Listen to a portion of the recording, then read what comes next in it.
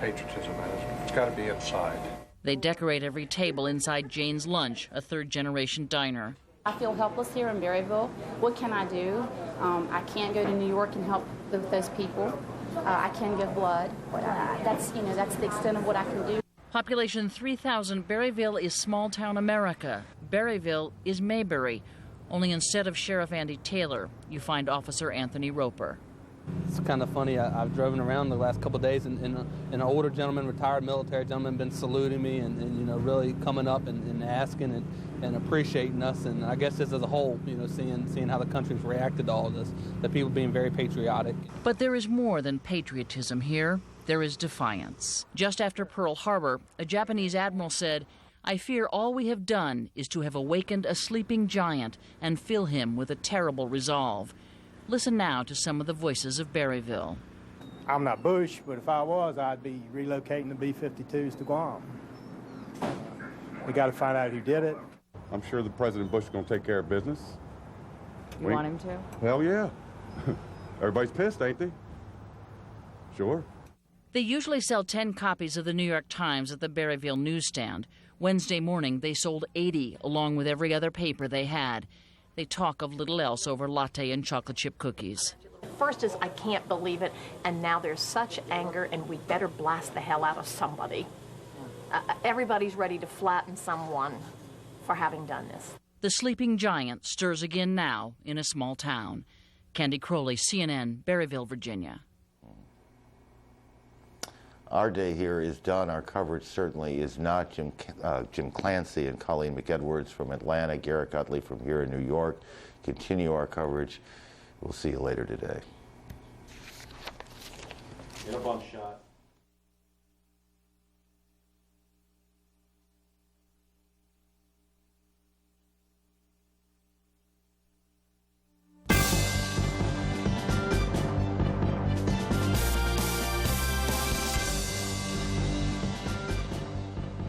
I think Osama bin Laden better say his prayers.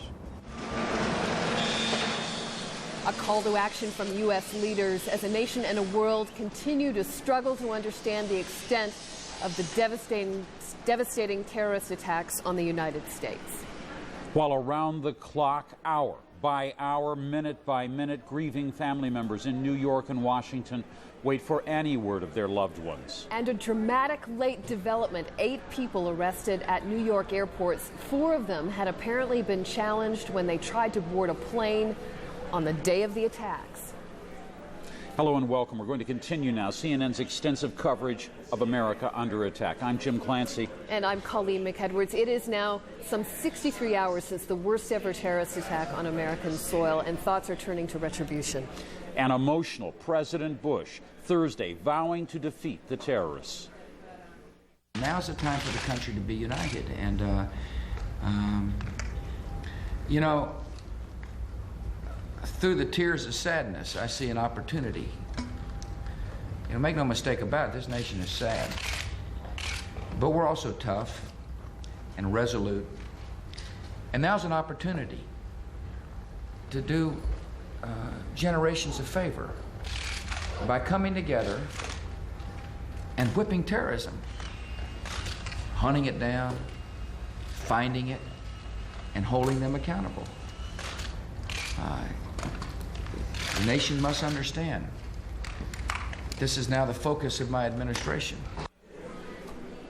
In New York, the rescue efforts continue at this hour, but expectations are shrinking that many people could have survived the collapse of the Twin Towers of the World Trade Center, and this is why. CNN has obtained these remarkable pictures shot just a few hours ago of the devastation in Lower Manhattan. Just look here.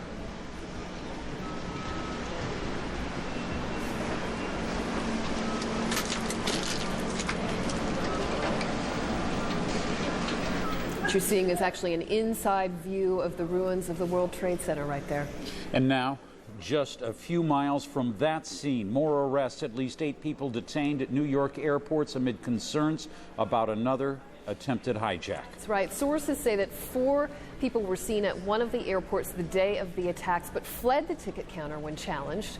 Another man was carrying fake pilot identification. We go now to Mike Betcher for more on this investigation. Mike? Well, Colleen, indeed that is true. The airport's open today, but the police were closely watching. One of those people arrested was at Kennedy Airport. He was carrying a fake pilot's ID. He was arrested and taken away for questioning. Also at Kennedy Airport, there were another 4 or 5 people who had either false documentation or were in the country illegally who were also arrested and taken away for questioning. At New York's LaGuardia Airport, police detained at least 2 other men for questioning. After the spate of arrests and detentions, all New York area airports were closed again. A few other airports in the U.S. have also shut down once more because of security concerns. Attorney General John Ashcroft said FBI agents are making progress in their investigation, adding that they have identified the hijackers aboard all 4 ill-fated jets. The total number of hijackers, to our best estimate and our best knowledge given the information at this time, on the 4 planes that crashed was at least 18, unless contradicted by evidence which we wouldn't anticipate. 2 planes had 5 hijackers and 2 other planes had 4 hijackers each. Mohammed Atta, shown in this photograph, and Marwan al-Shari are 2 of the men on that list of 18, according to federal investigative sources. Both held United Arab Emirate passports, but it's not clear if they are actually citizens of that country. The lives the 2 men led are the objects of an intensive international investigation, stretching from Florida to Germany. In Hamburg, Germany, federal police launched an extensive search of an apartment shared by Mohammed Atta and Marwan al-Shari last February.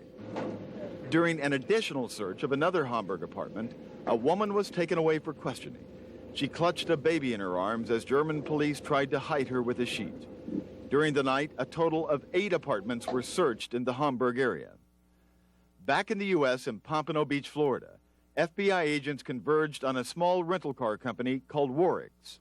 Records show that Atta rented 2 automobiles at that location. Well, the first contract, he only put on 200 miles, 254 miles or something like that. That was very small. That's exceptionally small. The next contract was the 2-week rental, and he drove 1,915 miles, which he had told me he'd been over on the West Coast. He called me from over on the West Coast. 4,000 FBI agents have fanned out across the country, knocking on hundreds of doors, but before this is closed rather, and over, they're going to have to knock on tens of thousands more doors. Colleen? All right, it's Jim Clancy. Mike, I want to just make it very clear here. What has gone on at the airports? Were these people actually trying to board airplanes using pilot's identification? What were they trying to do? Well, the one person had the pilot's identification. It's not completely clear right now. He was in the airport. We're not sure if he was trying to get on the plane. We do know the other 7 people who were arrested for having false documentation, for example, or not being in the country legally. They were trying to get on those aircraft to make flights, and what raised red flags was the fact that they had open-ended tickets, no set return date, and they were challenged. And we're told some of them tried to get away, but all were arrested. And we don't know, however, not all of them tried to get away, but we do not know, however, if they are connected at all with this current terrorist plot being investigated by the Federal Bureau of Investigation. All right, Mike Betcher, thanks to you for bringing us up to date on the investigation. Colleen? All right, Jim, thanks. Well, the rescue and recovery operation in New York City still remains very dangerous. The mayor is urging people to be patient because the process is so painstaking. And Garrick Utley joins us right now from the scene there. Garrick? Good morning, Colleen, here from Midtown Manhattan. The news today, part of it is what you just heard, what Mike Betcher was reporting, the airport's being closed down because of those arrests of suspects. Behind me is that by now very familiar and sad scene, the plume of smoke and dust rising in lower Manhattan under the arc lights where the rescue work is continuing. And the news also, sadly, is that today no new survivors have been discovered, have been unearthed there. The missing now is estimated officially, as you may have heard, at more than 4,760 at the last estimate, and it's only an estimate. That's through a census that was taken by companies who had offices in the building. Also, this has been a day of bomb scares. By noon today, there had been 90, that's 90 false alarms, bomb scares in stores and schools and office buildings. The police had to come, people had to leave for an hour or so, adults, children in a number of schools. That was now perhaps to be expected. It's a terrorism of its own, if you might call it that. And tomorrow, of course, President George Bush will be coming to Manhattan. What's interesting this time is that when the president comes, his agenda, his plan is carefully laid out, but not this time for obvious security reasons. The White House isn't saying where he's going to go, although we expect him to visit the site of the tragedy, or how long he's going to stay here, but President Bush will be here tomorrow afternoon in Manhattan. Let's go now downtown and near the site to get some extraordinary close-up looks as to the damage that was caused there by the explosions on Tuesday. Our Gary Tuckman is on the scene. Gary? Hello, Garrick. It's now been 63 hours since terrorists flew 2 passenger planes into the World Trade Center towers. And small fires still burn, and the smoke is still intense. Hundreds of emergency officials are on the scene 24 hours a day, feverishly looking for survivors. But as you said, the bad news is no survivors were found today. There was some potentially exciting news earlier today. According to officials at the police and at hospitals, 5 firefighters were pulled out of the wreckage. Firefighters who were believed to have been there since this terrorist incident on Tuesday, but there was some confusion. Rescue workers thought that's what they saw, so they said it to the police and the hospital officials. It turned out these firemen fell into the wreckage today while they were being rescuers. They were trapped for several hours. It's good news that they were pulled out, but they were not survivors of this terrorist incident. We hear many times it's like a war zone out there. The rubble, you see it right there. It's just incredible. Tons and tons of wreckage on the ground. It looks like a war zone you hear, but it really, literally is a war zone. We have debris in a 10-block by 10-block area. There's a chapel nearby called St. Paul's Chapel. It's the oldest church in New York City. It's about 250 years old. And there is debris and rubble all over the yard of the church. There is a cemetery next to the church. The cemetery has tombstones from the 18th century, and some of those tombstones have been toppled over because of what happened at the World Trade Center on Tuesday. One of the concerns at the site there is there are 3 buildings surrounding the World Trade Center complex which are said to be structurally unsound because of the explosions. There has been great concern that those buildings could potentially collapse, and that's the only time we don't have officials on the scene 24 hours a day. There have been some times when they've had to evacuate because there's been creaking of the buildings, there's been windows popping out, and that's the only time the rescuers have left.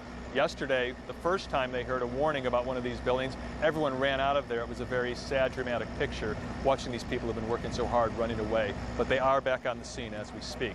One other potential problem, the weather is deteriorating right now. Ever since Tuesday, the weather has been nice for these types of operations, but right now it's getting very windy, it's very cloudy. They're expecting a lot of rain tonight, and that could be a big problem as they continue to try to look for survivors. Garrick, back to you. Thank you very much, Gary Tuckman there in Lower Manhattan. What Gary was showing us, and what we've been seeing these last couple of days, those scenes of the devastation and the death there in Lower Manhattan, of course, was caused, it is believed, by an organization led by an individual, Osama bin Laden by name. Today, Secretary of State Powell put him at the top of the list. In fact, Osama bin Laden is now the most wanted person, most wanted man in the world, with a more multi-million-dollar prize on his head, if you will. But who is Osama bin Laden? Where is he right now? And what does he really want? The who is the easiest answer. Osama bin Laden is 44, a millionaire born in Saudi Arabia who has used his wealth to finance terror to fulfill his crusade against the United States. The where of bin Laden is mainly Afghanistan, where he built his terrorist camps. The Taliban regime there, which has sheltered bin Laden, has imposed its version and vision of Islam on Afghanistan. Women can work only in health and education fields and have few rights. There is a ban on using the internet and on importing movies, musical instruments, and even playing cards. Western aid workers have been put on trial, charged with the crime of preaching Christianity. In March, the Taliban blew up a pair of 2,000-year-old statues of Buddha, despite international appeals to save the treasures that had no place in the purist Islamic society the Taliban are trying to build. If bin Laden and the Taliban have much in common, bin Laden is more engaged in backing fellow Arabs in their conflict with Israel, which is backed by the United States, and in attacking the leaders of his homeland, Saudi Arabia, whom he sees as the materialistic pawns of a militaristic United States, which has stationed its troops there. And so it is the United States that has become, in Osama bin Laden's eyes, the evil enemy that needs to be cut down in size and power. Literally, brutally cut down. Let's get some more expert insights about Osama bin Laden and what may be in his future and in our future from Barney Rubin, who is one of the leading specialists on not only bin Laden but also Afghanistan and the Taliban movement there. Good morning. Thank you for being with us. I think a question in many people's mind about Osama bin Laden is we're told we don't know where he is. We can't get our hands on him. But is he vulnerable or is he invulnerable now after these attacks? Well, no human being is invulnerable. But I think it's a very difficult problem to deal with because we're not dealing with a centralized organization with a name and a headquarters. We're dealing with a network of people of which he facilitates, he empowers, he helps it, but he doesn't control the whole thing. And he doesn't, as I say, no, there's no headquarters. It's like something that doesn't have a center that you can attack very easily. But we do know that he's been based in Afghanistan. He's had training camps there. We do know he's been sheltered, has been protected in a way by the Taliban movement, which runs most of Afghanistan right now. President Bush has said we're not going to distinguish between a government that shelters a terrorist and the terrorist himself. So what's this relationship between bin Laden and the Taliban leaders of Afghanistan? Well, bin Laden's history in Afghanistan goes back a long way, and we have to remember that we, the United States, had a role in it. He came to Afghanistan after the Soviet invasion and played a role as part of the operation that we ran and directed in fighting against the Soviet Union. He returned there after he was expelled from Sudan in 1996, and only after being there for some time linked up again with the Taliban. In the past couple of years, as the Taliban became more and more isolated, they came to depend more and more on him and his many Arab followers in the country. But do the Taliban, their leaders, and bin Laden, do they have common interests? Or is there some kind of tension, or could some kind of tension or space between them developed or be exploited by the United States? Well, there is tension between them right now, because the Taliban did not originate to carry out bin Laden's goal of a worldwide fight against the United States. They originated to impose their agenda on Afghanistan, to rebuild it in their very puritanical, repressive way. And the question for them is, are they now going to continue their alliance with this individual who has made it more difficult for them to get the kind of international assistance they might seek, or are they going to pursue their national goals? What do you think? Well, I think they haven't decided. And the problem for the United States and the rest of the world that is horrified by these events is to try to force them to make that choice and enable them to make that choice, to reject him. But you study the Taliban. You're an expert on the Taliban. Yes. Can that be done? I very much doubt it. The top leadership of the Taliban is now very close to Osama. However, within the broad framework of the Taliban movement, there are many people who wish he would disappear. Now, terrorism over the years we know has been used to achieve some goal, get land, power, political recognition, but that's not the case here. He's not asking the United States for anything. There's no negotiating position. There's no issue like that. This is unusual, isn't it? And doesn't it, in a way, strengthen his position? Well, most of these movements are real political movements based in a particular society, as you said, with political goals. In his case, it's much more of an ideological or even apocalyptic movement for a cause, and his followers are drawn from all nations as well. That's really the difference between him and the Taliban. The Taliban are an extremist movement, but they're an Afghan movement with a kind of national extremist agenda. So we know it's hard to get at him. If somebody were able one day to remove him, would that solve the problem, or would this movement continue without bin Laden? Is he indispensable? He might be important, but of course he's not indispensable. We focus too much on him as an individual. Even in Afghanistan, there are other leaders of Arab extremist groups who are there with him who may be almost as important as he is, though they are not as well known. It's a network. A network is something that operates through linkages, not through dictation from above. This evening or early this Friday morning here in New York City, if you were to put your money, maybe even your reputation on the line, how do you see this playing out? Will someone get to Osama bin Laden and remove him? Well, eventually, of course, that will happen. I don't see him dying peacefully in his bed, but I don't think that's going to happen very easily in the near future unless there is a real struggle within the Taliban movement and within the Pakistani military that has been supporting the Taliban. and someone makes a decision to do that. Barney Rubin, thanks very much for lending us your expertise this morning here in New York. Back now to you, Colleen and Jim. All right, Garrett Utley, thanks so much. U.S. President George W. Bush says terrorism is now the focus of his administration. White House correspondent Major Garrett joins us now with the latest on that. Major saying terrorism now the focus, also saying this is a new kind of war. A new kind of war, the first war of the 21st century, Colleen. You can see behind me the lights of the White House mansion have been dimmed, but the security apparatus that protects the president and the White House family is on a very edgy state of alert. Earlier today, the perimeter around the White House, the security perimeter, was extended, and throughout the afternoon and throughout the evening there have been a series of false alarms as far as security is concerned around here at the White House. Even now, as I'm speaking to you, a helicopter circles overhead the White House. You can hear the thump, thump, thump of the helicopter blades in the evening as it searches around the White House perimeter, searching for we not know what, but nevertheless searching resolutely to keep the White House and the White House family secure. The president today was asked many questions about this new war. He said the new war of the 21st century. He was also asked how it has all affected him personally. He described the events in New York City and across the river in Virginia at the Pentagon as a terrible, terrible tragedy. I think about the families, the children.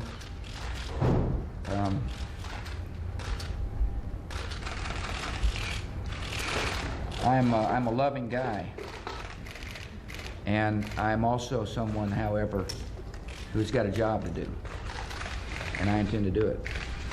And this is a terrible moment. But this country will not relent until we have saved ourselves and others from the terrible tragedy that came upon America. You can see the emotion etched on the president's face. Covering the White House, I can tell you it's sort of hard to put all this into some sort of historical context, Colleen. Many U.S. presidents have had to deal with the tragedy of sending thousands of U.S. service personnel to their deaths fighting a war. But never before in recorded U.S. history has a U.S. president had to preside over the deaths of so many civilians who never once imagined themselves becoming casualties in any kind of war, be it the first war of the 21st century or any kind of war. The emotional impact on this president must in fact be enormous. You saw just a little bit of it there in that response to a question he was asked today in the Oval Office. The president, of course, has met with his national security team repeatedly. He's also met with members of Congress, one of them, John Warner, a Republican from Virginia, a former Secretary of the U.S. Navy, and a senior member of the Armed Services Committee, said this country, this president, must be prepared for a very long and sustained effort against global terrorism. This will be a prolonged engagement. It will be over time, and it may be necessary to time and time again deal forcibly with those who would challenge the security of this country and indeed inflict any damage upon us.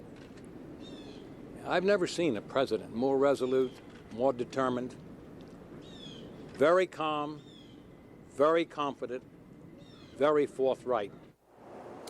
Toward the end of giving the president all the tools he needs to prosecute whatever type of war against global terrorism, Congress is preparing to pass a $40 billion emergency supplemental bill to help the president not only continue on the investigation into the catastrophe in New York and in Virginia at the Pentagon, but to prosecute a war against global terrorism, and also to provide him the legal authority to do so. Congress hopes to get that emergency spending bill and a resolution authorizing a use of force for this president done at the very latest on Saturday, possibly as early as today, later on today.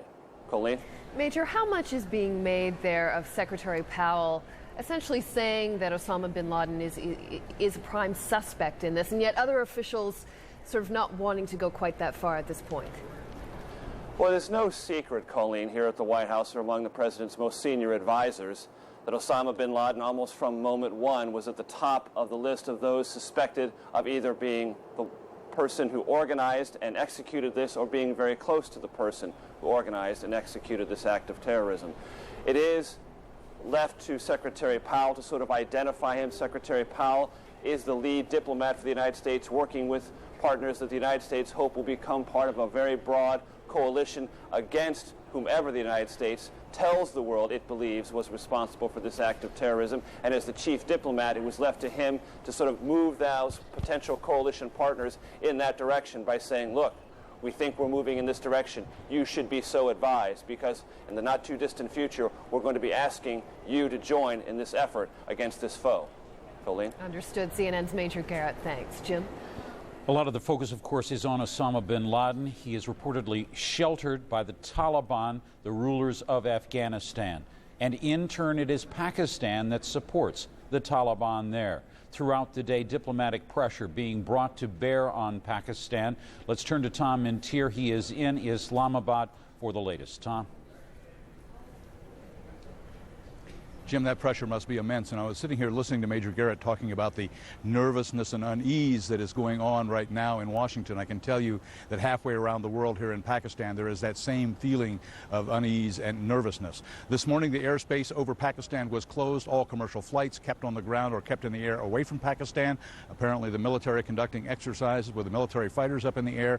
That was for several hours. Normally, flights come in here in the very early hours, and they couldn't get down to land. They couldn't take off. Basically, the entire country's airspace was closed off. That made a lot of people very, very nervous that something maybe would be happening this morning here, either in Pakistan or Afghanistan, and the possibility of a military strike.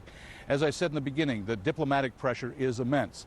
Just yesterday, the new U.S. ambassador to Pakistan, Wendy Chamberlain, had a meeting where she presented her credentials to the Pakistani president. Now, this was only supposed to take 5 to 10 minutes, but she had a second meeting once she met him and presented the credentials in a private room. And then after the other 4 ambassadors had presented their credentials, she sat down for over an hour with the Pakistani president, bringing a very long and probably detailed message from the U.S. government to Pakistan.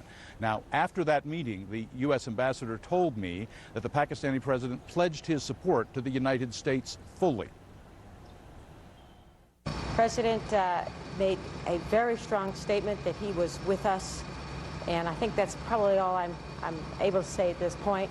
But let me just say that it was positive, it was strong. He repeated several times during the meeting that he was with us. President Musharraf himself also went on television and has made numerous statements trying to reverse a perception that some feel is held around the world that Pakistan would not side with the United States in this. So the president himself has made it very clear where he stands and his government stands. Pakistan has been extending cooperation to international efforts to combat terrorism in the past and will continue to do so in the future. Countries must join hands in this common cause. I wish to assure President Bush once again and the United States government of our unstinted cooperation in the fight against terrorism.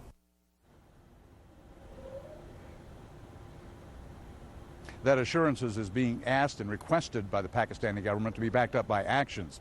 Supposedly the U.S. State Department has asked Pakistan to stop supplying fuel across the border to the Taliban, has asked them to close the border with Afghanistan, and basically provide some intelligence to the United States. There is also the possibility that the U.S. would want airspace over Pakistan to be cleared up in case there was a military strike. So all of these things are being discussed by diplomats and by heads of state back and forth at this hour. Tom, let me ask you this. When you look at Pakistan, its support for the Taliban, General Musharraf is one leader there. Now, he seized power. Are there others in the military that might not like to see Pakistan pulling the rug out from under the Taliban, the rulers of Afghanistan? I'm absolutely sure there are divisions within the military leadership about which way to go, whether the Pakistanis should support the U.S. move when it comes to military action. But you also have to remember where the president came from. He was the leader of the military before the bloodless coup that occurred here in Pakistan. So he is indeed the president, but he is also the top military commander of Pakistan. So trying to keep the troops in line is going to be a real challenge for him, because they are split. There are divisions about support for the Taliban. There are many military commanders in Pakistan and part of the intelligence service that do indeed supply not only information but supplies and other things that they've been accused of providing to the Taliban and to Osama bin Laden. So it's going to be a very difficult political struggle for the Pakistani president to keep things in line here if he indeed sides with the United States. All right, Tom Mintier there at the center of diplomatic activity this day as the U.S. presses on. And we should note that the investigation into Tuesday's attacks is now extending right around the world. In the Philippines, President Gloria Macapagal-Arroyo saying the Philippines and the United States staged a joint raid at a Manila hotel early on Friday. She said the Bayview Hotel is located just in front of the U.S. Embassy, but Mrs. Arroyo gave no other details. And of course, the question remains tonight, how? How were the terrorists able to plan and carry out these attacks? Slowly, possible answers are beginning to come clear. Sheila McVicker has that. As the FBI continues its investigations and police forces around the world seek clues to the identities of the hijackers, it is already possible to say some things about the kind of operation required to carry out these attacks. Attacks, analysts say, that must have been at least months, possibly years, in the planning. They've chosen their target very carefully. They've assessed the level of security at the points of departure for all of these aircraft. They've done their homework very well indeed. If the hijackers and their handlers, investigators suggest perhaps as many as 50 people came from outside the United States, their first problem was documents, passports, identities that would permit them to enter the U.S. without detection, setting off no alarm bells. And that, analysts say, would not have been difficult. Infiltrating using false documentation, using identity theft is relatively easy and requires some planning, but it's not impossible to get access to that in many parts of the world. Months or even years ago, they would have slipped into communities trained to attract no attention, perhaps not even knowing, say terrorism experts, there were others who would be involved in the plot. And to evade American electronic eavesdropping, there would have been little telephone contact. Instead, months spent in planning and study, searching flight guides for long-haul flights, flights heavy with explosive fuel, and testing again and again airport security. I would suspect that they would have had months of reconnaissance to see and test and probe the security of getting the weaponry on board. It's quite possible that maybe these hijackers have carried out a trial run or several trial runs, taking the weapons that we believe at this moment that they had on board through security checkpoints time and again to see how often, how easy it is to do. Little was left to chance, even the risk of failure minimized by hijacking so many planes. Investigators say at least some of those involved were pilots.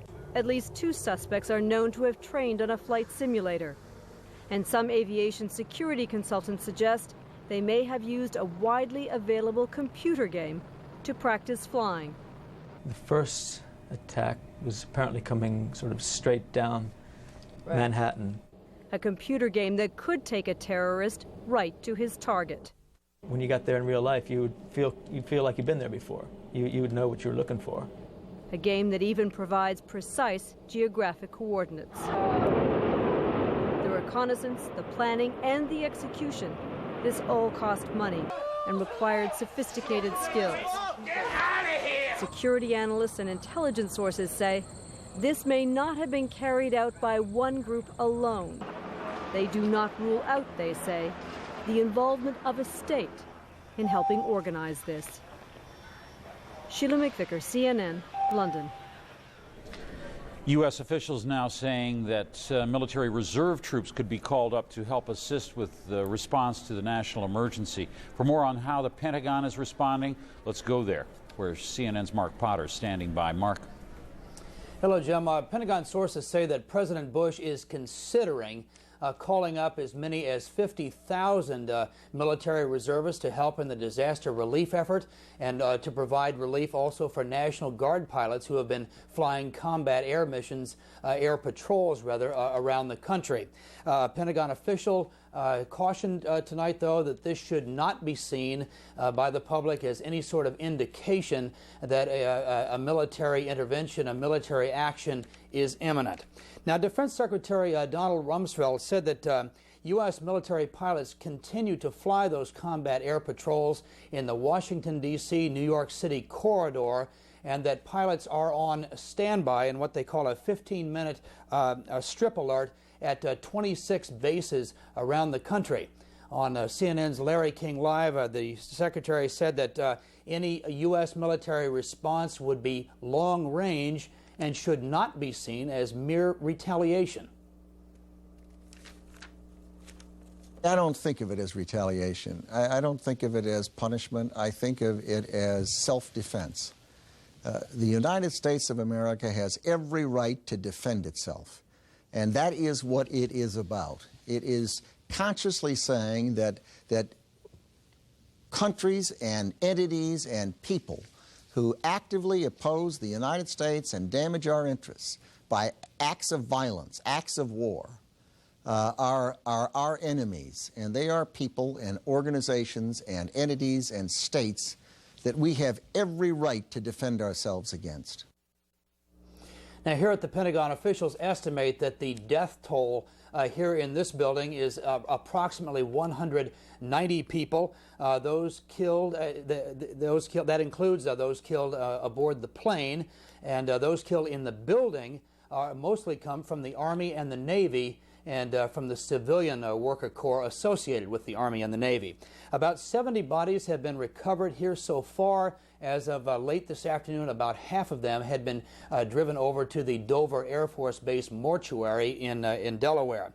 Now, the recovery effort was interrupted temporarily tonight because of a fire that broke out here in the building. It flared up for a short while before firefighters, as you can see here, went to work and they were able to put that fire out fairly quickly. The fire in general in this building is under control, but there are still some hot spots that do flare up occasionally. 24 hours a day, workers are here. They're here at this hour, still going through the rubble, trying to shore up the building, looking for victims. This afternoon, the county fire chief said that officials thought that they had heard the pinging of a black box. But they were unable to locate it. We're looking at a live shot now of the building, and you can see that the fire is indeed out. But workers are still in there now looking for that black box. Investigators hope that by finding the cockpit voice recorder or the data recorder, they can put together some answers as to how this hijacking and the attack on this building occurred. Jim and Colleen, back to you. All right, Mark Parter, thank you for that report. We want to now take a moment and bring you up to date on the most important news we're following right now, and that is, of course, is the investigation of Tuesday's attacks.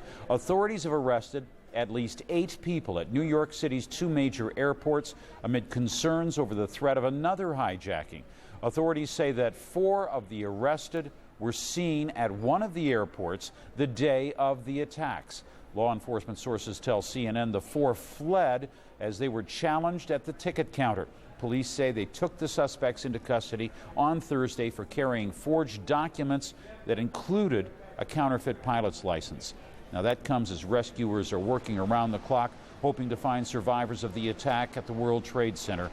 But officials say hopes are fading fast. New York City Mayor Rudolph Giuliani saying around 4,700 people are still missing.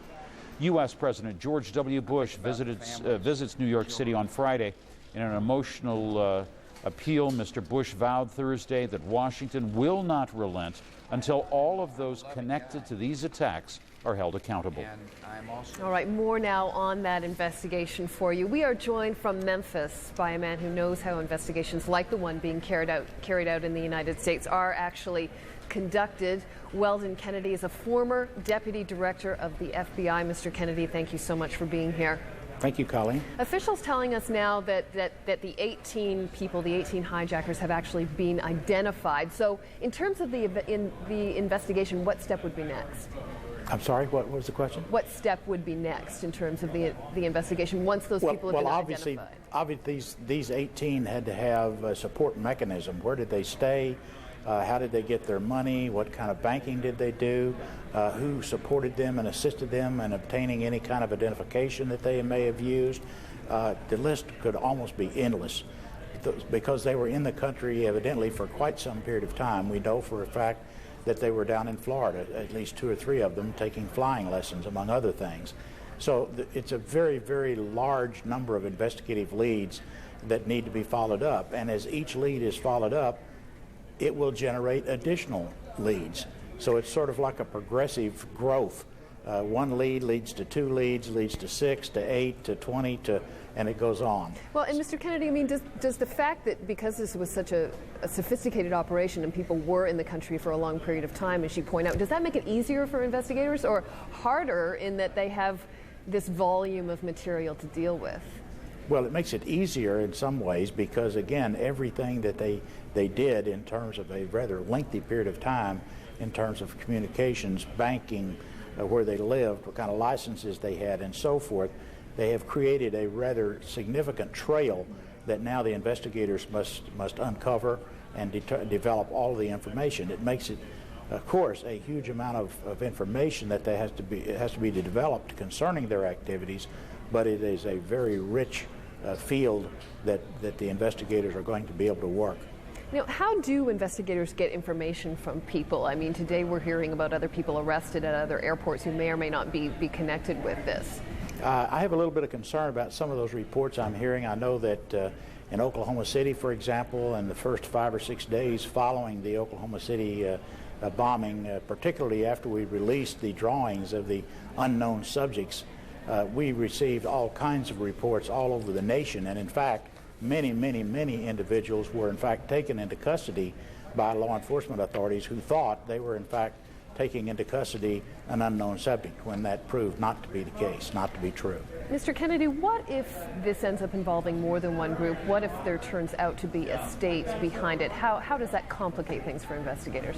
Well, obviously it means that there's going to be a significant international portion added to this case. At this point, there's a huge amount of domestic investigation going on in the United States.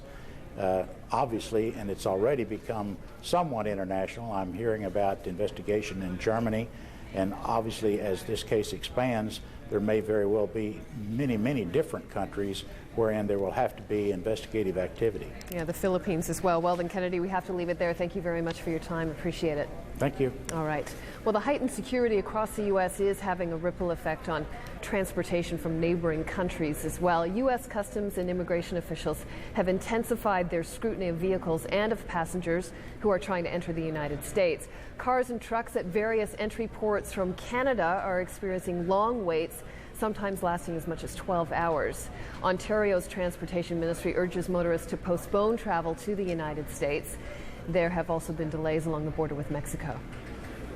Well, meantime, air transport gradually being restored after Tuesday's ban on all commercial flights in U.S. airspace. Many airports and airlines resuming operations on a limited basis on Thursday, with travelers facing strict new security measures. Most airlines limited their flights to completion of those that were diverted after Tuesday's attacks. New York's 3 major airports opened briefly, but then were shut down after the FBI detained one person at Kennedy International Airport.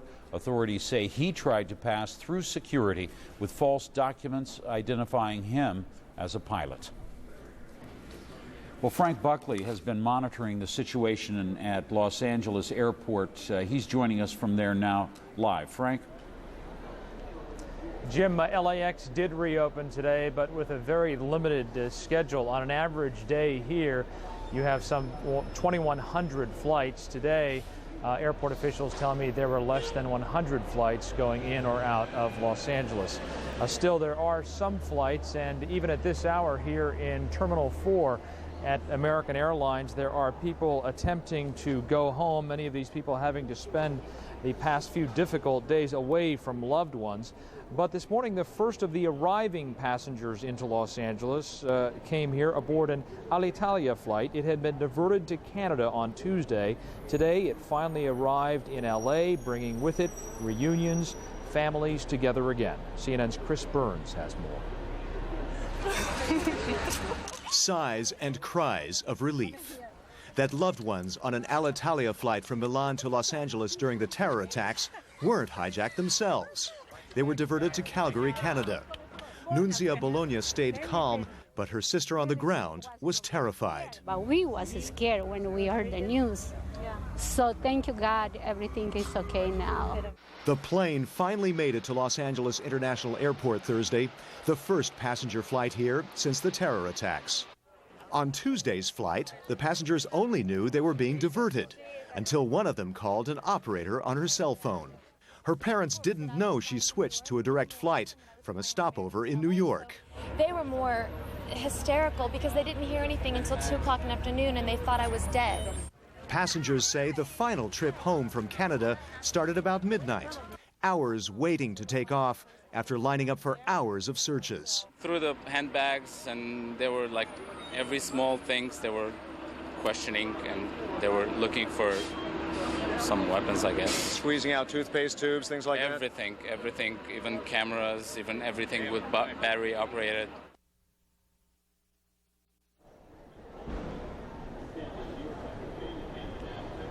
And back live here in Los Angeles, where the passengers are awaiting their flights wherever they can go this evening. Airport officials are hopeful that they will be able to increase the schedule tomorrow, but passengers everywhere are being warned to come early. Here in Los Angeles, domestic passengers are being told to come 2.5 hours early for their flights, 3.5 hours early for international flights.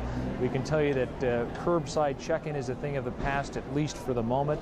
Here in Los Angeles, people are not even allowed to drive their personal vehicles up to the curbs. They have to take shuttles to come in to the airport terminal area. We can also tell you that security is far more visible than it usually is, and also far less tolerant.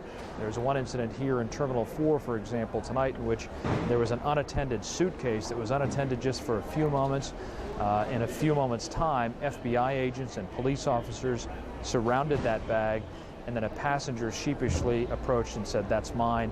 She was thoroughly checked out, her identification was checked, and she was finally allowed to go on. But that's how tight the security is at this airport and how it will be at other airports across the U.S. Jim, back to you. All right, Frank Buckley reporting there from Los Angeles International, where the security is tight. The lines are moving. Colleen? All right, Jim, thanks. Well, on Wednesday, we brought you the story of Morgan Stanley and what officials there call the miraculous escape of the vast majority of that firm's employees from the World Trade Center. But now, sadly, we have to bring you the story of another firm that was not so lucky. CNN's Peter Viles has that. It is the saddest vigil you can imagine. Scott Hazelcorn's parents. It's not even revenge. I mean, I just want to hear my son's voice. Members of Jun Koo Kang's church. We all pray every night. John Perconti's wife, expecting their child in December. He called me at 10 to 9 and said, "Our building has just been hit by a plane, turn on the news." And I changed the channel and I saw what happened. And I said, "Oh God, John, please get out of there safely." And he said, "I love you, I have to go." What links these stories is that all the missing worked at Cantor Fitzgerald, all above the 100th floor of the North Tower, the first one hit. Cantor is not a glamorous firm, but it is crucial, one of the world's largest bond trading firms. 1,000 people worked up there, fewer than 300 are accounted for, but it is not clear any of those now safe were on the top floors Tuesday morning. I don't think anybody got out at this point, but we pray for miracles. Scott Hazelcorn's parents suspect that their son did not run for his life. He didn't care about himself. He only cared about his friends. If Scott was there and he was getting out, he'd probably help everybody up in front of him. That's the kind of kid he was. They gather at a city-designated center for relatives of the missing on 26th Street, where trees have become pleas for help. And further uptown at the Pierre Hotel, a gathering site for Cantor Fitzgerald families. I don't think the company has the information that we need. I think they're sharing everything they know, but we have not heard of one survivor. We've not been able to validate any stories that we've heard.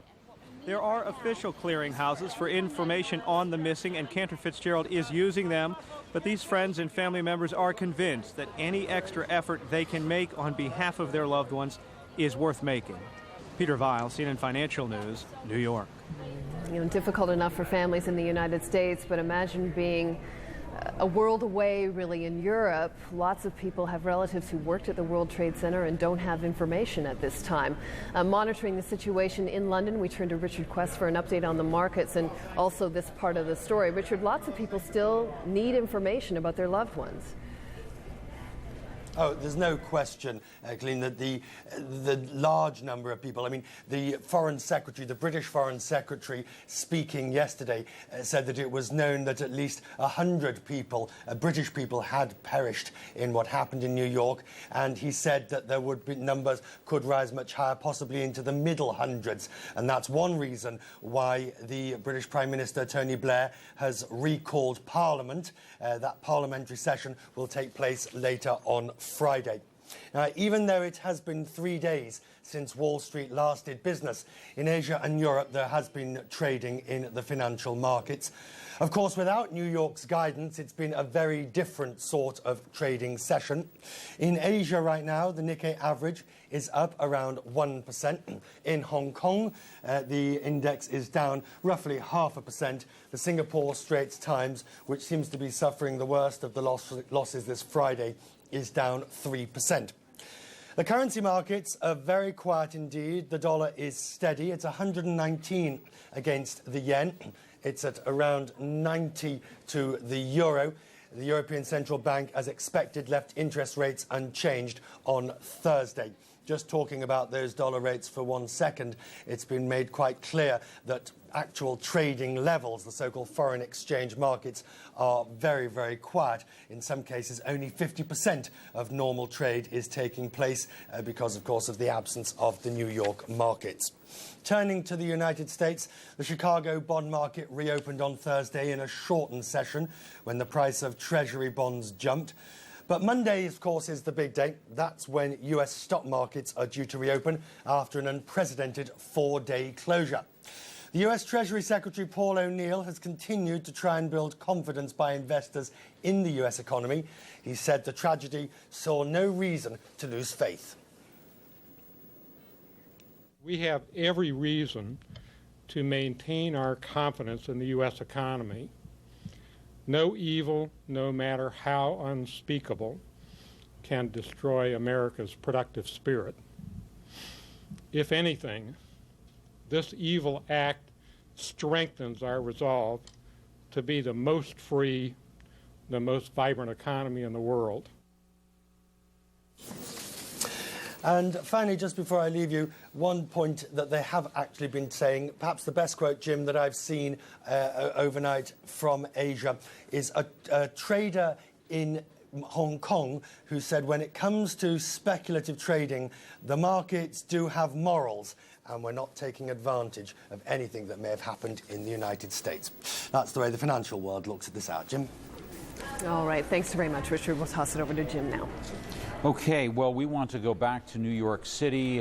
It's been the end of another day of struggle for many people as they try to dig through the wreckage of the World Trade Center and the buildings surrounding that complex, trying to find someone still alive. Garrick Utley is looking at that situation and much more. Garrick? And Jim, we're looking at it from a different perspective. Inside, the forecasted rain, thunder showers, and lightning, above all, are moving in fast on Midtown Manhattan. So we decided it was a better part of valor to be cautious and move off the roof of our CNN bureau here in New York inside. As you've been mentioning, we've been reporting too, President Bush comes to New York tomorrow.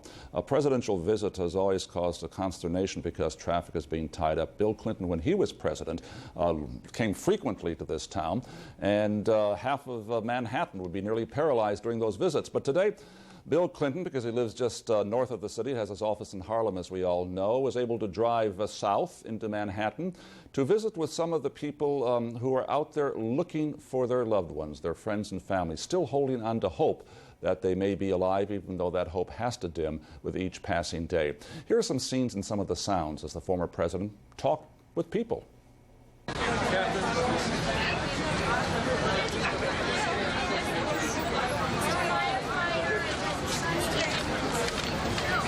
have two children in the military. He's their dad. He was in on the first and 12th floor, first thing the other morning.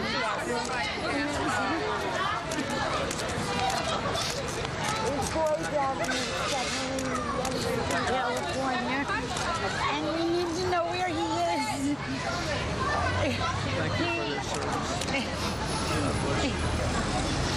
This touches you personally. They're still fighting people. Don't lose hope. Thank you very much. This lady came up to me and she said, "This is my husband. He's missing. He was in the Marine Corps, and two of our sons are in the military. You commanded them, and I want my husband back."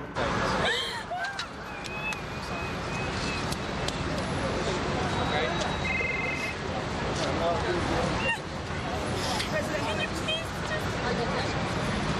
ask everybody to just tell us, give us a lead, let us know where him and his co-workers may be. If you were president, what you would do now? The important thing is that I'm not president. I'm a citizen, and I'm going to support the president. And that's what I want every American to do. They know what they have to do. They have to find the facts, and they have to take appropriate action. And I can tell you this, having been there, it may or may not be simple, easy, and quick. Former President Bill Clinton today in those moving scenes here in Manhattan. It was taking place at an armory in New York City, which is being used as a meeting place, bringing people together with their searches, with their very human stories. You might wonder, well, how many stories are there out there like this? We can put a number on it, more or less, at least 4,760 of those stories. That's the number of missing that the city officials have put for those believed to have been lost or buried under the rubble of the World Trade Center. Jody Ross of CNN has been bearing witness to what has been happening there. She's over there at the armory, and she's going to check in with us right now and give us the latest. Jody? Hi, Garrick. The feeling here tonight, the mood here tonight, of course, somber and quiet. There were hundreds, maybe thousands of people here earlier looking for family members, friends, and loved ones. The weather is menacing here. It feels like it's about to rain, but that doesn't stop people from coming. Not even just people looking for missing people, but actually people trying to help out. We've seen shirts being handed out, food passed around. It seems like everybody sort of wants to get into the spirit, wants to help as much as they can. It's harder to stay home and do nothing, they say, than not come out here and try to do something. As we talk to people tonight, there's a feeling of hope. They believe that their family, friends, and loved ones are missing. They continue to put up signs and posters. All around me here, people have posted pictures, information about the person that's missing, statistics, the last time that person was seen, where in the World Trade Center they worked, what floor they were on, all the details that they can give. You can also do that over at the armory behind me. That's open 24 hours. They're encouraging people to show up there, register the name of the missing person, and give all the information they can. So hopefully people will continue to do that through the night in spite of the rain that's beginning to fall. Back to you, Garrick. Thank you very much, Jody. It is sort of interesting that in what is now being called a war against terrorism, that very human meeting place in Midtown Manhattan is an armory. Let's go back now to Jim and Colleen in Atlanta. Thank you, Garrick. All right, thank you, Garrick. And we're going to get back to Garrick a little bit later, but right now we're going to close out this hour. We're going to take you out to Los Angeles, where Paul Verkaman is standing by as people there get together to do what they can, to have unity, to have courage, and to face the reality that people have got to face in the wake of this tragedy. What happened here tonight was raw emotion poured into the Hollywood Bowl as Wynton Marsalis and his jazz orchestra combined with the LA Philharmonic, and Wynton played a very uplifting piece that said was extremely appropriate for these tragic times. We're from New York, and we, of course, are deeply touched and saddened, but we want to say that Our music is about the blues, and it's ultimately about swinging, and it's about drawing joy out of tragedy and refusing to be beat down. We cannot be beaten down. Thank you. And many of the concert goers here said that they thought they needed to get out of the house and get together and be among friends. I think it's important for people to be together. I think that being together, people can express their feelings, and we all know what's going on, and I think things should go on reasonably normally. And we close here by giving you a rendition of the Star-Spangled Banner that was performed by the LA Philharmonic and Wynton Marsalis, and many people here said they felt an urge to sing along.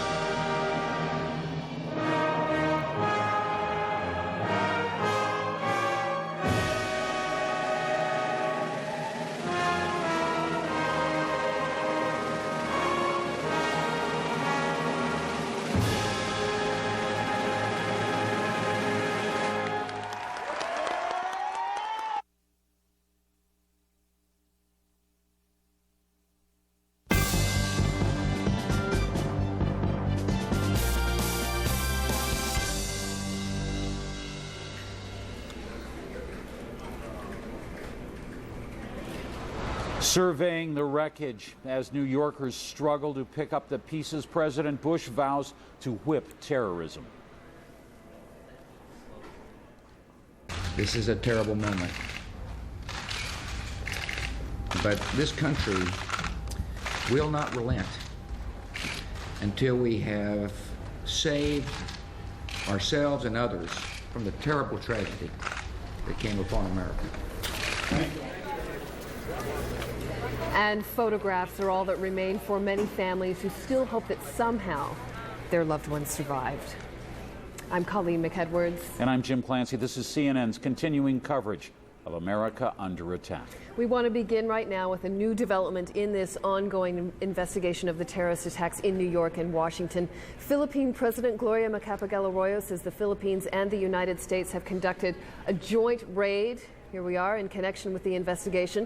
Mrs. Arroyo says the raid took place at the Bayview Hotel in Manila on Wednesday. That was one day after the attacks in the United States. The hotel is located near the U.S. Embassy. No word yet on whether anyone was detained. Well, heightened security at New York City's major airports has resulted in at least 8 arrests. CNN's Mike Betcher is following that story and has more. One of those people arrested was at Kennedy Airport.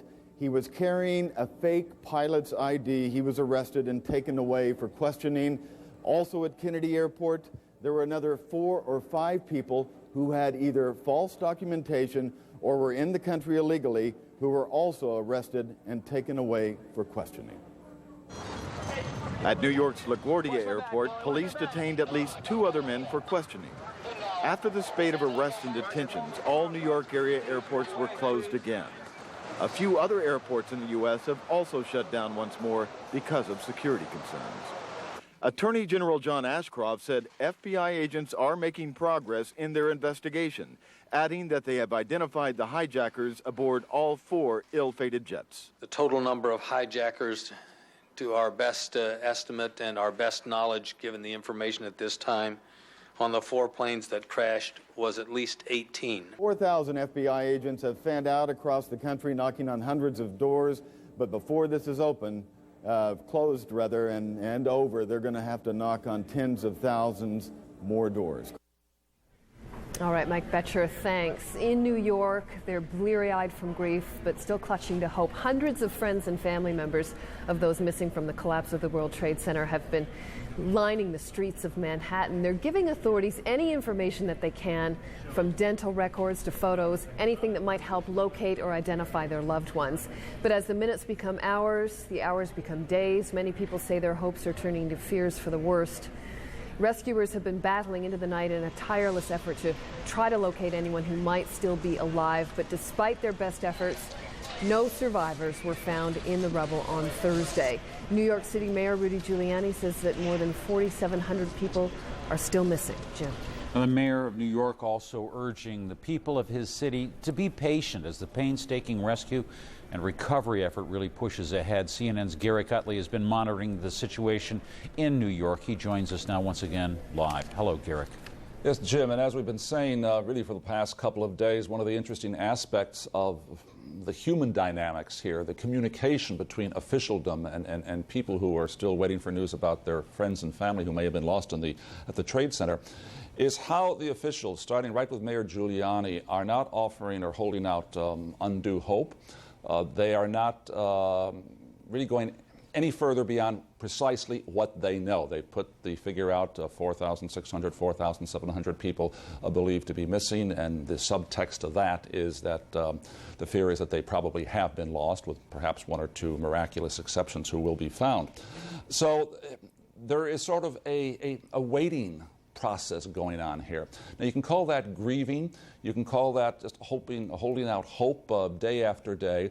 Whatever you want to call it, it has a very human face. And our Jody Ross, who's over at the Armory where people have been gathering, has some examples of those hopes and how they continue to burn bright. Jody? Yeah, Garrick, I think I would call it hope out here. This is becoming an all too familiar sight here in New York City and probably now all over the world. Pictures, posters, signs about missing people, men and women who haven't been seen since the terrorist attack on Tuesday. This picture belongs to this family here with me. You guys tell me about Moira. This is my Aunt Moira Smith. She's a NYPD police officer, currently the only female police officer that's missing in this terrible tragedy. She was one of the first ones to see the first plane hit the building. She called it in right away, and she was last seen in the second tower on the first or second floor at 9:30 on Tuesday, and she was helping people. And that's all she really wants to do, is help people. And if you have any information, if you've seen her, or you can give us any information whatsoever, we're desperate here. Just call the 13th precinct. That's who she's with. And Mercedes, tell me, has there been any information, any leads, any news about her? As Allison said, the last news we got is that a detective saw her in Tower 2 on the second or first floor around 9:30 yesterday, and he said she was just doing a remarkable job, pulling people out, helping people, comforting people, and she's dedicated to the people in New York and to her fellow officers, and she's just, she's just a remarkable person, and we know everyone is doing everything they can, but just if anyone has seen her, we're trying to find. We're not going to leave any rock unturned. We're going to find her. We're hopeful. We're prayerful. We're praying for Moira, and we're praying for all the rescue workers, and,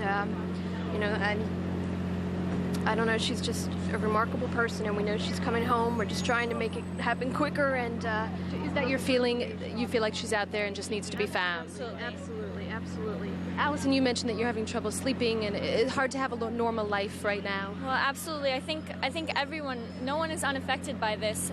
I mean, everyone I know knows someone who's been affected by this, and we're all praying, and I just hope everyone out there is praying for everyone in the world right now.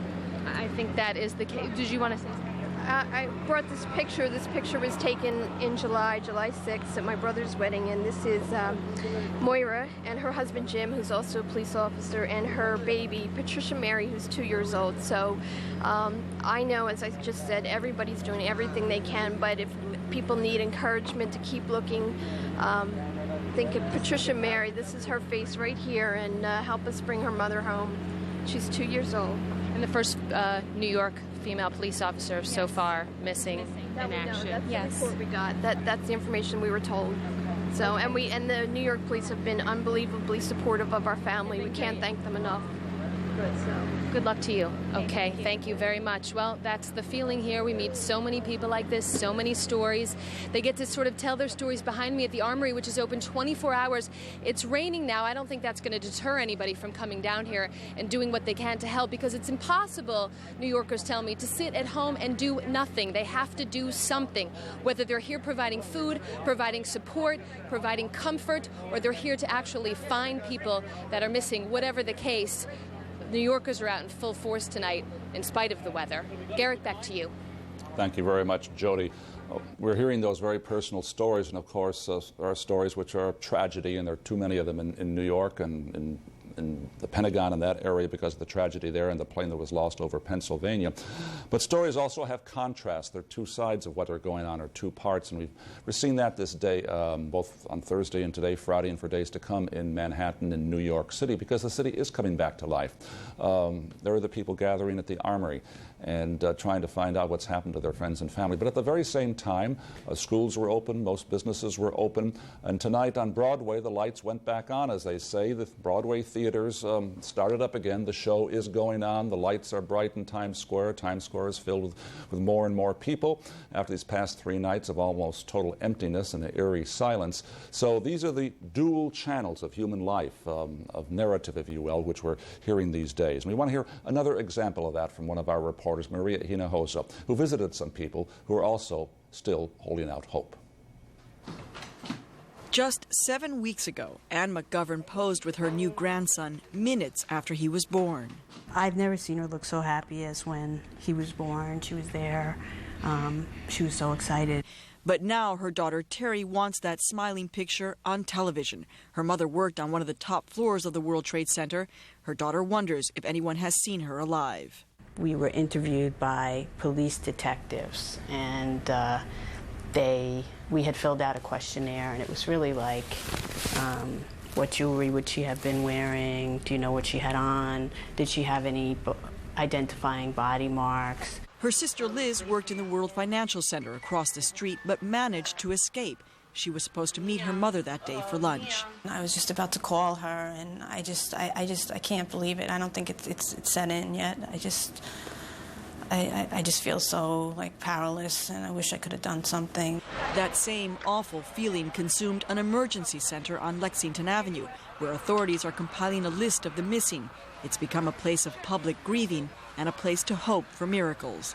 He was on 104th floor, Cantor Fitzgerald. We've gone to hospitals. We've called every hotline. They don't know where we can't find him. He's not on any list. So. Hope is the word, the emotion that keeps these people going.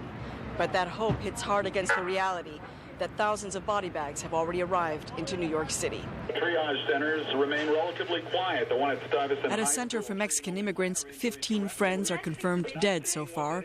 Radios are kept on in hopes there'll be word of hundreds of others, immigrants from Mexico who labored in the Twin Towers, hoping to make a better life.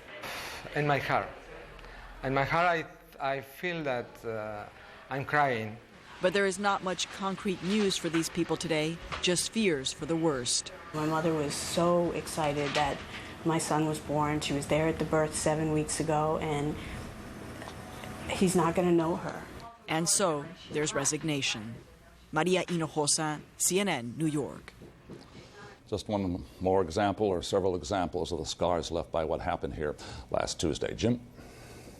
Well, let's face it, there are people down there around where the World Trade Center used to be this night, risking their lives, trying to recover people alive, trying to recover bodies, trying to perhaps bring some hope to all of those thousands of people that we've seen here in the last few minutes waiting to find something about their loved ones. But now there's also a rainstorm moving in.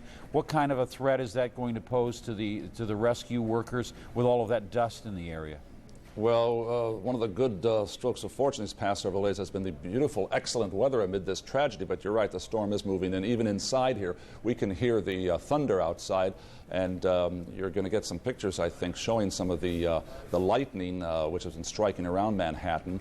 Obviously, if it's a severe thunderstorm, a downpour, that may stop things or slow work down for a little bit. But if it's and that thunderstorm may well move on. But if there is a steady rain, which sometimes sort of descends and stays over Manhattan, well, what the heck?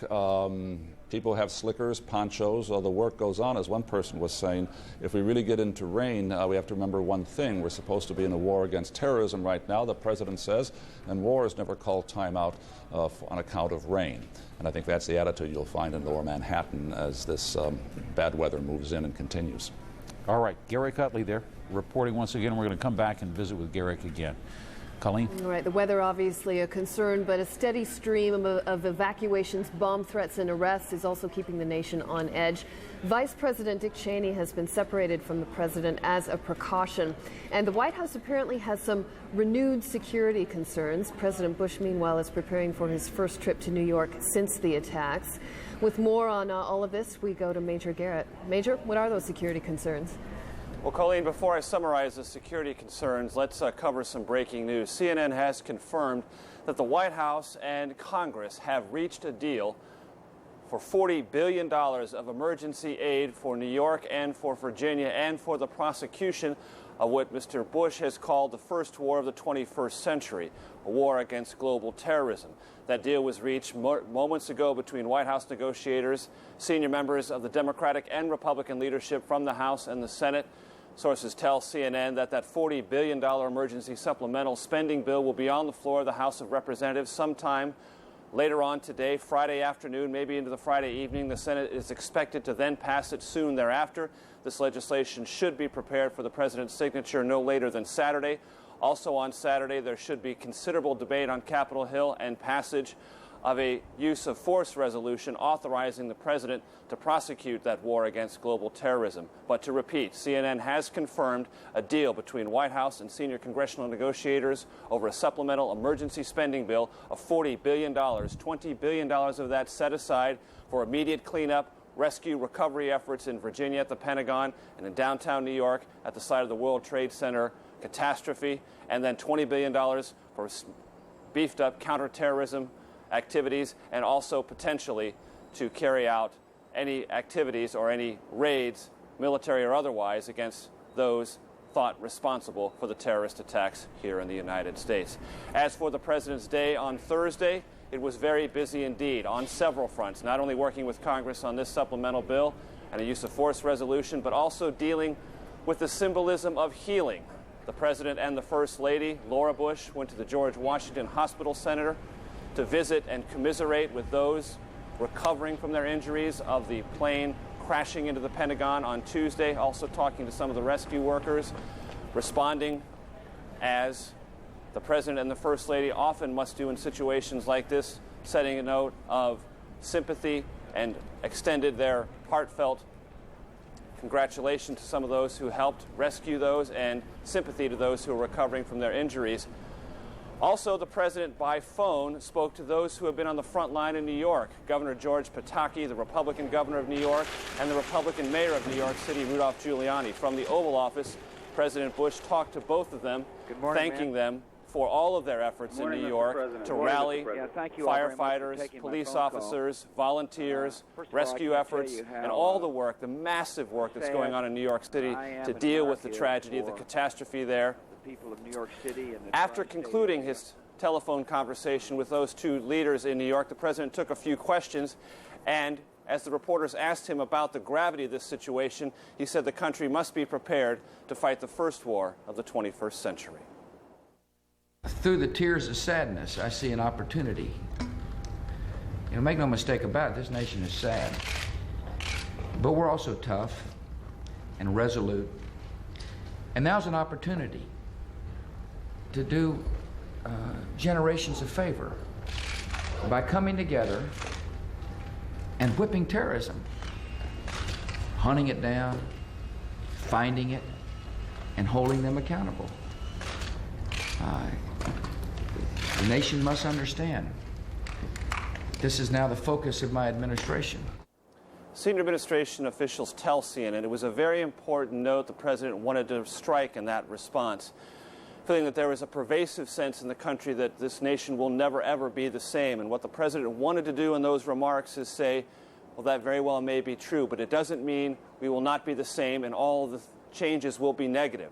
Perhaps, just perhaps, this country can, in fact, wage a war that the world will join it in waging that will change the world for the better, stressing the opportunity, perhaps, to do generations of Americans yet unborn a good service by dealing with terrorism, combating it, and hopefully rooting it out. That was definitely a note the president wanted to strike. Yet many other notes struck by the administration today, one by the First Lady Laura Bush, speaking for many Americans and trying to, in some ways, describe the scope of the tragedy. I was not frightened for myself. I was, like every American, concerned about everyone who was in the World Trade Center, and also so unbelievably saddened that something like this would happen in our country, and that the disregard for life of the people who did this was so profound that they would harm people who were going about their daily lives. And, it's a terrible, terrible tragedy. Of course, White House staff is trying to also go about its daily lives, but that's much more difficult now than it was on Monday. The security perimeter around the White House was extended this afternoon by the Secret Service, extended by several blocks. And throughout the afternoon and this evening, there have been innumerable false alarms, even as I speak to you now, Colleen. In the early morning darkness here in Washington, D.C., a search helicopter hovers over the White House, its searchlight piercing the early morning darkness. It is a sight and a sound I've never felt or seen before here in the nation's capital. Colleen? Major Garrett, thanks very much. Jim? Well, let's go across the Potomac River to the Pentagon, where just a little while ago flames briefly flared again from the wreckage there. Mark Potter joins us now live. Mark? Hi, Jim. You're right to characterize it as briefly. There was a little bit of fire for a while, but it was quickly put out. Now, the big news here at the Pentagon tonight is that sources say a decision has not been made yet, but that President Bush is considering activating as many as 50,000 military reservists to help with the disaster recovery efforts and to relieve National Guard pilots who have been standing by or flying combat air patrols around the country. Meanwhile, here at the building tonight, as you can see here, workers continue to work in the rubble under very bright spotlights, looking for bodies and for the so-called black boxes from the American Airlines 757 that crashed here Tuesday. Now, earlier today, the county fire chief said officials thought they heard pinging sound from one of the boxes, either the voice recorder or the data recorder, but says that officials looked around in the area and so far have been unable to find anything. At a news briefing, the Deputy Secretary of Defense said that whenever the U.S. decides to respond to the recent terrorist attacks, it will be long-term and widespread. I think one thing is clear is that you don't do it with just a single military strike, no matter how dramatic. You don't do it with just military forces alone. You do it with the full resources of the U.S. government. It will be a campaign, not a single action. And we're going to keep after these people and the people who support them until this stops. Now, meanwhile, back here at the Pentagon, officials now estimate that around 190 people died in the attack here on the building. That includes the 64 who were aboard the plane. One of the survivors of the attack, a Navy lieutenant, talked with us today and said right after the plane crashed into the building, everyone rallied to help the injured. It was actually very calm.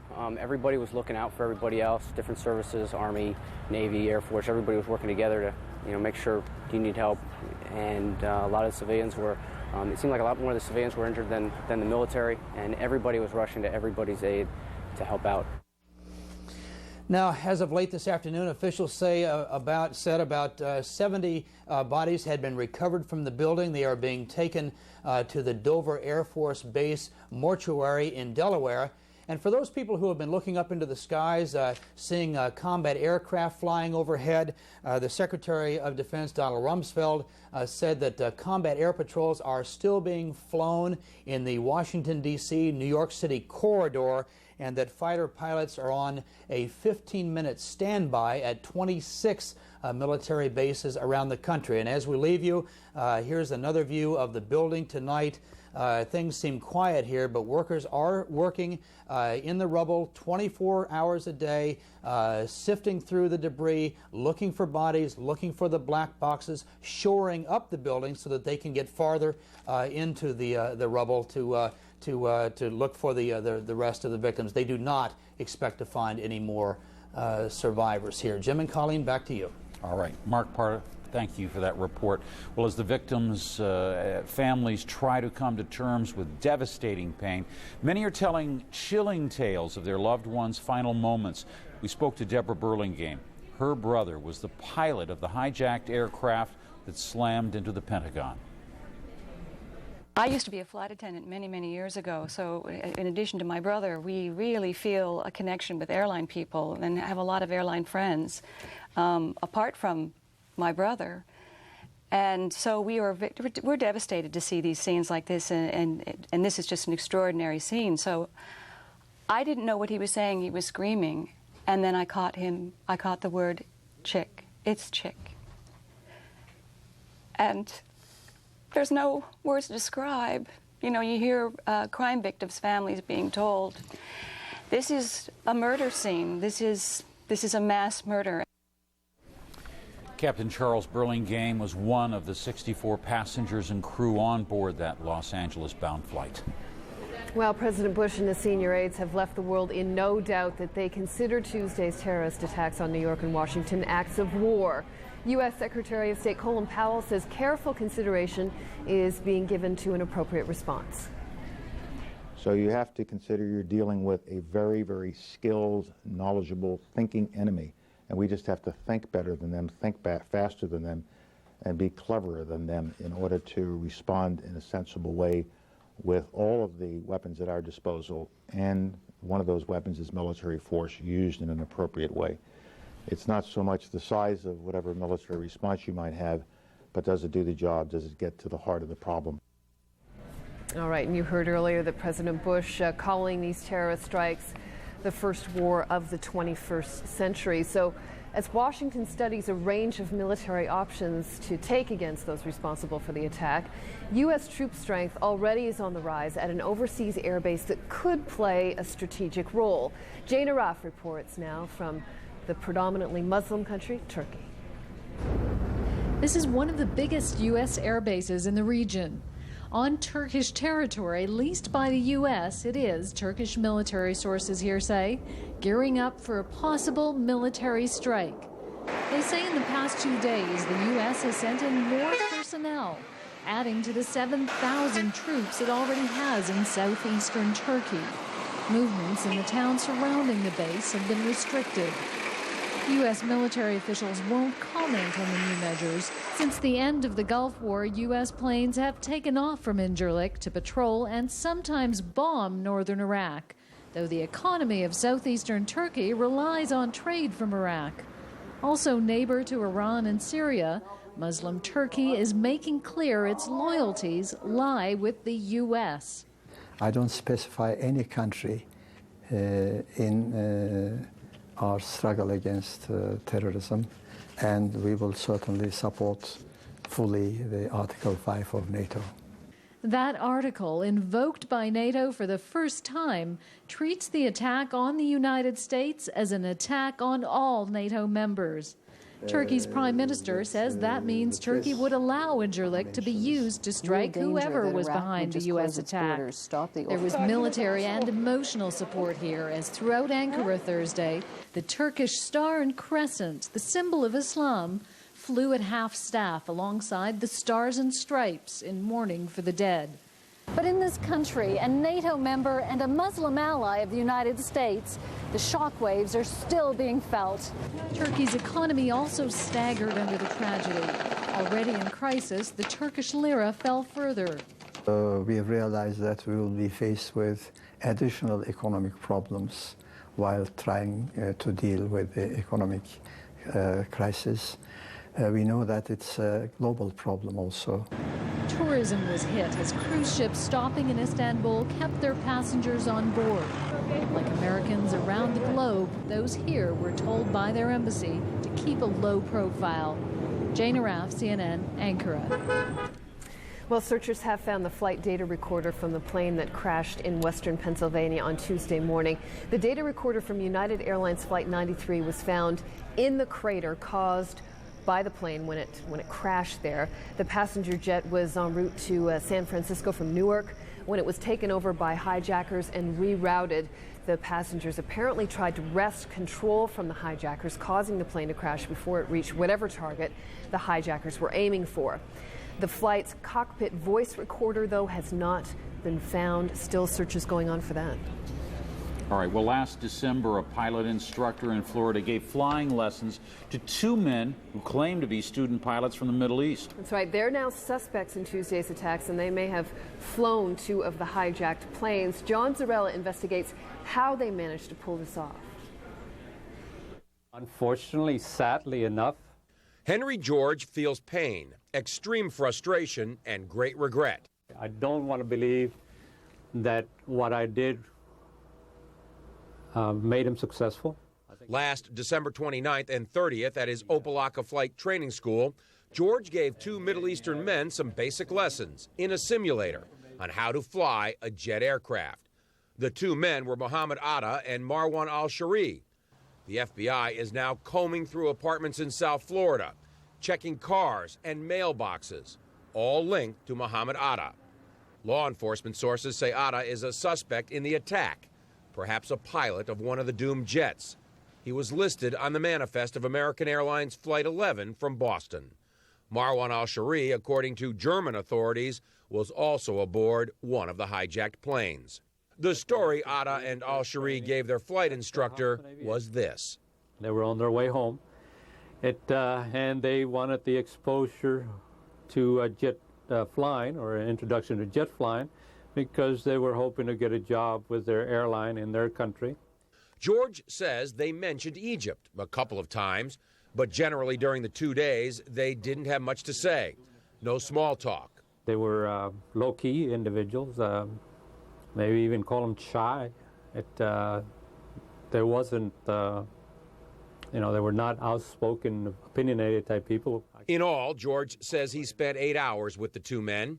They reserved their lessons with a credit card but paid in cash, $1,500. George says he wishes something about them had been suspicious. He was using his own name. They provide you with credit card numbers. There was nothing that you would make you suspect that this individual was anything but above board. George says they were just a couple of student pilots, and there was nothing special about their abilities. What I can recollect from my memory is that we mostly did turns and a couple of approaches. I don't think we did any more than that. What they didn't do, George says, was practice how to land. John Zarella, CNN, Miami. Well, if there is U.S. military retaliation, one of the likely targets could be prime suspect Osama bin Laden. But experts say any operation against bin Laden, if there is one, could prove difficult.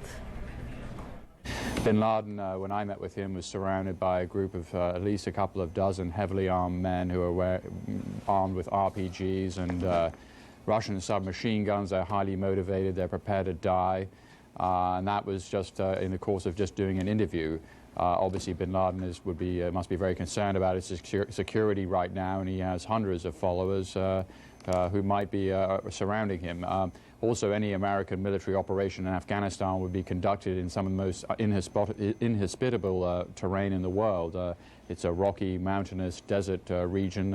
It's an area with which bin Laden is very familiar and with which Americans aren't very familiar. The last time America had a presence in Afghanistan was in 1989. Since then, the embassy there has been closed. So the information the United States has about the country is second-hand and old. And bin Laden is known to have all manner of hiding places. The Associated Press quotes Pakistani intelligence sources as saying that bin Laden moved to a new hiding place just minutes after the attacks in the United States. Jim?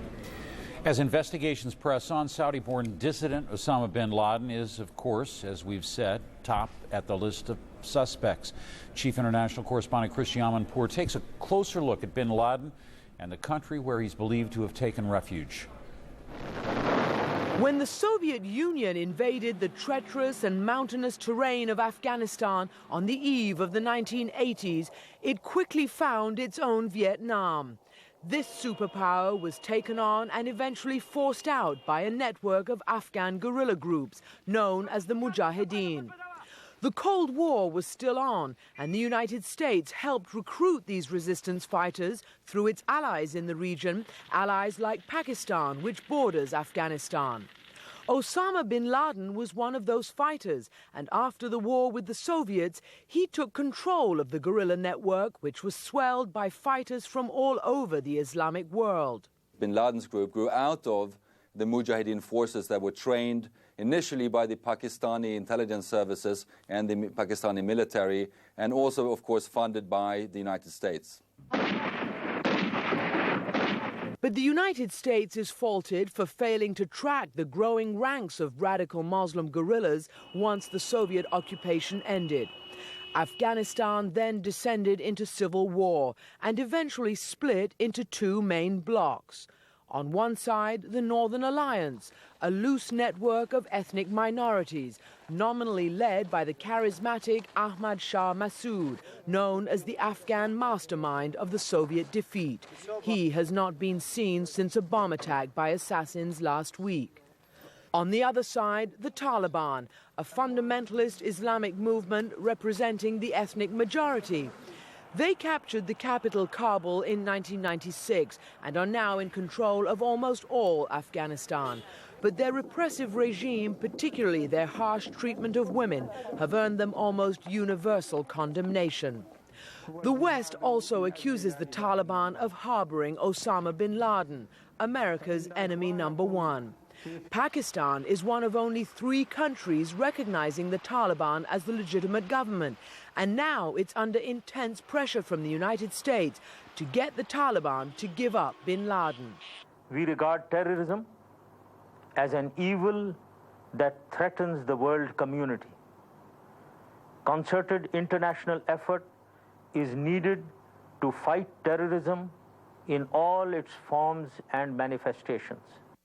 Experts point out the Taliban itself is divided between hardliners and some who would prefer more cooperation with the West. Some analysts believe the United States should now offer ultimatums and incentives to the Taliban to give up bin Laden, at least as a first measure before a military attack. Christiane Amanpour, CNN, London. Well, as Christiane just mentioned, Pakistan has been put in what you might call a unique position by this week's events. Islamabad has pledged to support the United States, but Washington wants proof. Tom Mantier has been monitoring the situation for us in Pakistan. He joins us now live with more. Tom, to what extent can cooperation from Pakistan be counted on? Well, Colleen, that's a $64 million question right now. The U.S. State Department has heard the words. Now they want to see the deeds. They have heard the Pakistani president promise complete support, but they're also looking down below that first level of government into the military, into the security and intelligence apparatus. How much support, how much information are they going to get from them? The ISI, the Inter-Service Intelligence Operation here, indeed has a lot of information about bin Laden. As you heard earlier, the movement of bin Laden just after the attack on the United States to a new location. That came out of Pakistani intelligence sources. So the promises have been made. There have been requests by the U.S. government to the Pakistanis to hold up the supply of fuel into Afghanistan, to have bin Laden supporters suppressed in their movements in Pakistan. Basically, the United States is asking a lot, and we'll have to wait and see how much of what they're asking for is delivered. Now, if and when there is any type of military action, airstrikes, the Pakistani airspace would be important. It was closed this morning as the Pakistani military was using the skies. They grounded all civilian flights for several hours. People were stranded at airports all across Pakistan. I just saw about 10 minutes ago a large jetliner of leaving here in Islamabad, so the airspace is indeed open once again. And there are meetings going on within the government and within the military about what to do next, what steps to take to offer this cooperation that the Pakistani president has promised. Kali? All right. CNN's Tom Matier, thanks very much. Jim?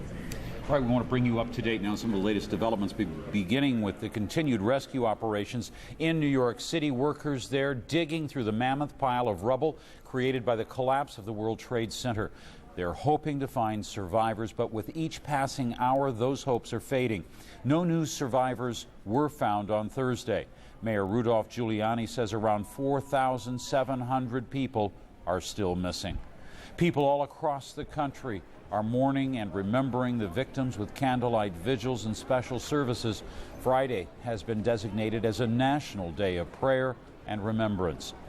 Tensions remain high in New York City. Police received more than 90 false bomb threats by noon on Thursday. Also, authorities have arrested at least 8 people at the city's 2 major airports. Authorities say that 4 of those arrested were seen at one of the airports the day of the attacks. Law enforcement sources tell CNN the 4 fled as they were challenged at the ticket counter. For more now on the situation in New York, let's turn once again to CNN's Garrick Utley. Garrick. Yes, Jim, and perhaps a footnote about this tragedy. The fact that New York one day would be the target of a terrorist attack was not really a surprise, although it was a surprise that it happened when it did on Tuesday morning. And what I mean by that is that for years, the city government here, led by New York City's various mayors, has known that terrorists would have it in for the United States, would look at New York, its landmarks, some of which now lie in rubble, as a promising and tantalizing target. So what they did is that they went ahead and built an emergency command operation or control center, a bunker, if you will, just in case the worst would happen. Well, the worst has happened now, and where did the city planners put that emergency control center? In the World Trade Center. How's that for planning? Fortunately, the senior officials, including Mayor Giuliani, were not there when those towers came down. And now, because they're down, the search continues, and Gary Tuckman is down in the area in Lower Manhattan, giving us the latest after quite a rainstorm swept through town. Gary? Well, that's right, Garrick. It's now thundering, lightning, and just a short time ago, it started pouring, and that will not help the search effort one bit. Behind me, the ruins are still smoldering. It casts an eerie light in the rainy sky. That smoke has now been going for 2.5 days. There are workers out there 24 hours a day. The only time the emergency workers haven't been out there is when there have been evacuation orders, concerns over 3 buildings in the area, concerns they're structurally unsound and they could collapse on the workers. So they have had to evacuate them a few times, but otherwise they've been out there 24 hours a day. However, some of them have left now because about 5 minutes ago it was pouring very heavily like a monsoon. It's let up a little bit, so hopefully they will come back in a short time and continue their work looking for survivors. It's very hard for us to believe that those 110-story structures are gone. When you used to come down the street, whether you were driving or jogging, there's a beautiful path along the Hudson River here. You saw the 2 110-story towers. They were landmarks. They are now completely gone. It's hard to believe. But what's even harder to believe is the fact that there may be as many as 4,700 bodies in the rubble just a few blocks away from us. Now, some emergency officials are telling us that despite the fact that no survivors were found today, they are still hopeful that there are pockets there, pockets in which they will find people who are still alive, but it hasn't happened. There was an exciting moment today.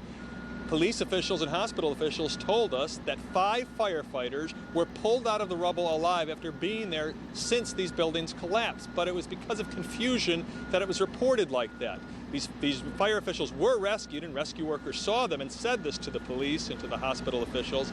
However, it turned out that these firemen got trapped today while they were participating in the rescue also. So they were rescued, and that's good news, but they weren't in there since Tuesday. Now, we've met up with many rescue workers throughout this endeavor over the last 2.5 days, and we've seen rescue workers for years covering disasters all over the country and all over the world. But what's different about this particular time is the fact that none of the people we've spoken with have ever seen anything like this before, the magnitude of this, and they tell us they hope never to see anything like this again. Garrick, back to you. Thank you, Gary. Let's just take a moment. We've been talking about rescue workers in some generic way, but obviously they have all kinds of skills. Give us a sense for all of us as to who these people are. Some are firemen, perhaps. There must be, we heard there are people from Con Ed, the gas company, structural specialists. Who are these people? That's right. You have people from all walks of life. First of all, you have New York City policemen and New York City firemen who are participating in it. And that's one of the reasons that we have so many firemen and policemen. Also Port Authority policemen. The Port Authority is the agency that owned the World Trade Center. That's one reason why so many of them are missing, because they were on the scene right away. But you also have people from other walks of life. You have people with the New York City Housing Department who are helping to clear the area. You also have volunteers who just came the first day, were allowed in when they needed help right away. People who really have little knowledge about this, but who are being given jobs when they got to the scene to help out.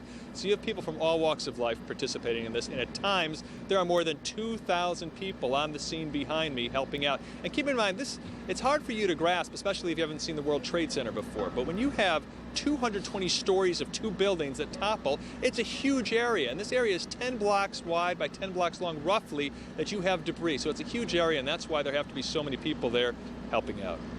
And they're doing 12-hour shifts, we understand, Gary. They have to be fed. Is just food being brought in? This must be with 2,000 people there 24 hours a day, 7 days a week in these coming weeks. This is a massive logistical support effort, quite aside from the work they have to do there in the rubble. Well, Garrick, let me tell you about that. I spent some time with a paramedic yesterday. She was actually there for 31 hours straight, from the beginning of this for 31 hours. And she took me with her to the site. I spent some time with her at the site. I just can't tell you how incredible being there was, and just I couldn't believe what I was seeing. I had been here for a day and a half covering this from a few blocks away, and I was just totally stunned by the magnitude of this. But one thing I did notice, what you're referring to among the workers, yes, there's lots of food and lots of beverages, and you have people, one type of person who's been helping out are people who pass out the drinks and the food. And what they do is they walk around with trays and just hand it out to people as they go. Do you want some water? Do you want a soda? Do you want some food? So there's plenty of food and drinks for the people who are helping out. Gary Tuckman, thank you very much. That kind of fuel and sustenance, if you will, for the rescue workers there in Lower Manhattan. Now back to Jim and Colleen.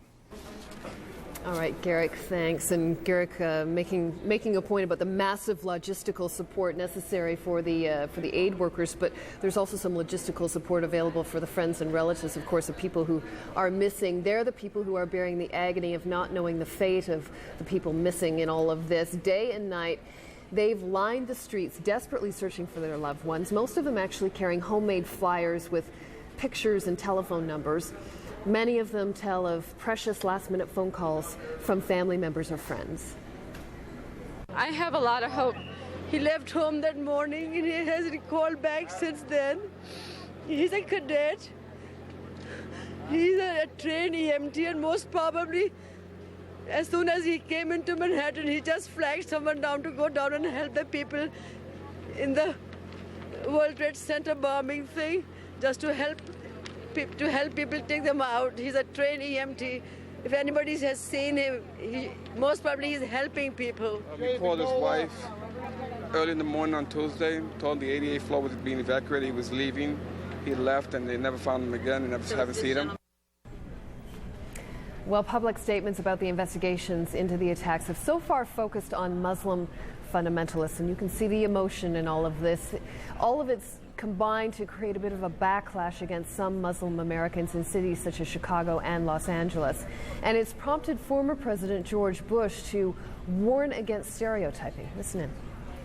If, as the preliminary evidence suggests, this was an act of bin Laden or some related group, or perhaps an entirely different group of radicals, we should be mindful that these were not the acts of all Muslims who, like Christians and Jews, believe in a God of love and mercy. Rather, these were senseless murders committed by religious extremists who kill out of hate. Bill Clinton on the streets of New York trying to comfort those waiting for word on their missing family and friends.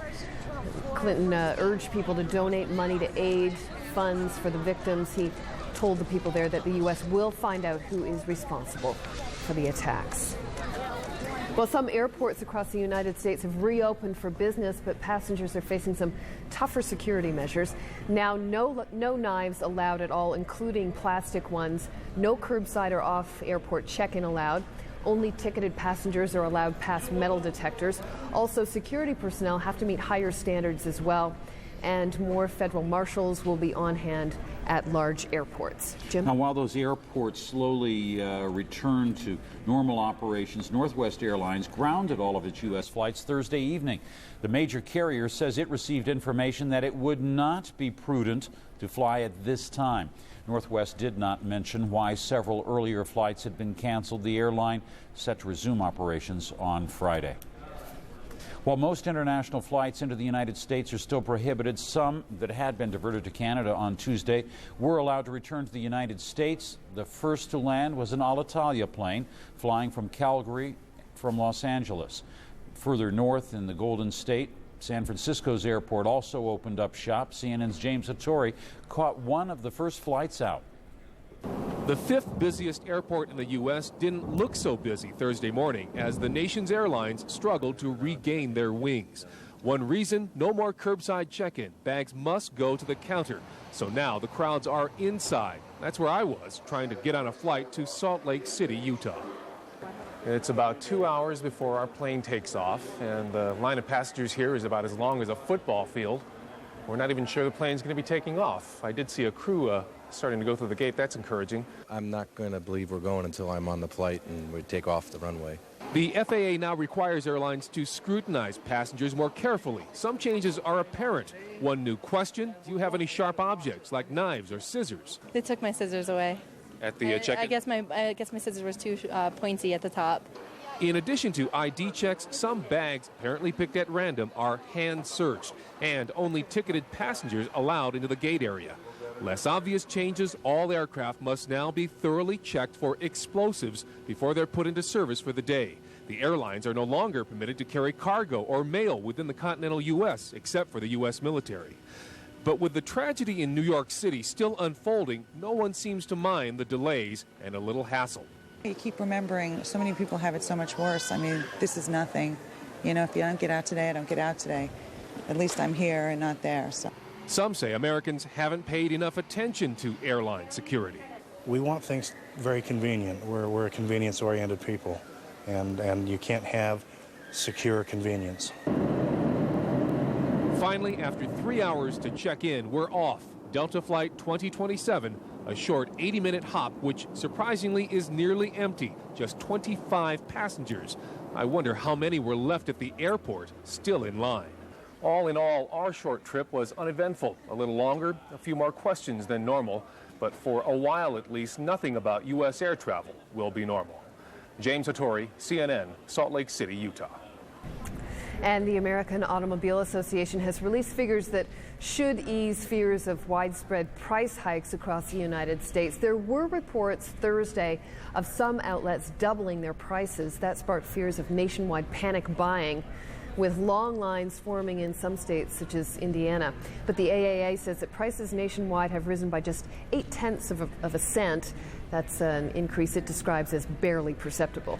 Now, the concerns of the fallout over this tragedy spread around the world, and that is the global economic situation. Of course, the markets in the United States closed until Monday, but they are open right now in Asia. Let's go now to London and Richard Quest for the latest there. Indeed, Jim. Investors around the world, they're still trying to come to terms with the impact of what happened on Tuesday. It's now been 3 days since Wall Street last did business, And of course, without New York's guidance, it's been a very different sort of trading world, especially in Europe and Asia. A look at the numbers. Tokyo is up more than 3%. Hong Kong is down 0.5%. Singapore is down 3%. I think one has to point out that the markets did suffer very sharply in the days after the attack in New York, and perhaps that number in Tokyo is something of a rebound. A quick look on the currency markets. Trading is extremely subdued. The dollar is holding below the 119 level, coming in at 119.03. The euro at 90.95. The pound sterling is trading at 147, although what we're hearing from traders is that it's about 50% of normal activity taking place, New York being such an important part of the foreign exchange market. No surprises from the European Central Bank on Thursday. It decided to hold interest rates exactly where they were. And in the United States, the Chicago bond market opened its pits on Thursday. It was a shortened trading session where Treasury prices went higher. But the market's big test, of course, is on Monday. That's when US stock exchanges will resume trading after the 4-day shutdown. As rescuers continue their grim task of sifting through the rubble in New York, it's now becoming clear the size and scale of the damage inflicted, not only from the destruction to the World Trade Center, but to the surrounding buildings and businesses. The insurance industry believes the cost of repairing the physical damage could be anything up to $15 billion. CNN's Charles Hodson now reports from Zurich and London on the world's insurance companies who'll pay the bill. Union flags are flying at half-mast outside London's Lloyd's insurance market in sorrow at Tuesday's terrible human toll. Now the industry is also calculating what it needs to do to cover the financial cost. There's the physical destruction of buildings and airplanes, but beyond that there'll be life and injury insurance claims, liability claims against the airlines over lack of security, and above all business interruption, loss of sales as Lower Manhattan remains closed. The industry can only guess how much that'll all come to. All we know is it's huge. It will probably be the largest insured loss that we've had. May not be, don't know. Analysts say stock markets wiped $50 billion off the value of major insurance companies right after Tuesday's attacks. Those stocks have now come back up to levels which reflect the sum now seen as the most likely final cost, $20 billion. That is more than the 10 to 15 billion the industry is suggesting, but not enough to disturb the calm at Europe's other major insurance centre, Zurich. Zurich Financial Services may have to pay out hundreds of millions of dollars. Its neighbour, Swiss Re, is looking at a figure closer to $1 billion. Executives share universal shock and distress at the attacks, but say financially they can take them in stride. This is the moment that we are in business for. We absorb the large risks that the world has, and this is one of those risks. And we stand ready to help our clients get through the financial aspects of these kinds of events. What the industry is really saying is this is what we're here for. We want to help with the financial impact of these attacks, and we're working together to do so. Charles Hodson, CNN, London. That's all the business news from London for the moment. European trading starts in the next couple of hours. Now back to Colleen in Atlanta. Colleen, it may seem somewhat unfortunate and very sad that we do talk about money at times like this, but of course this was an attack at the heart of world capitalism. Yeah, a symbol and a reality, Richard. Richard, I have a question for you before you go, and it's something I didn't expect to see. I'm getting emails, some of the financial newsletters I get, advising Americans, don't change your investments. Leave them right where they are. Don't move them right now. It'll send the wrong signal. Others saying, go out there and spend some money, show consumer confidence. What are we to make of this? Is there a reaction, a human reaction coming from the money managers? Well, at the moment, everybody's saying pretty much don't do anything. In times of crisis, in times of panic, the worst thing that any investor can do is take a decision that they will regret shortly thereafter. There's no doubt there will be a reaction in the US markets when they open on Monday.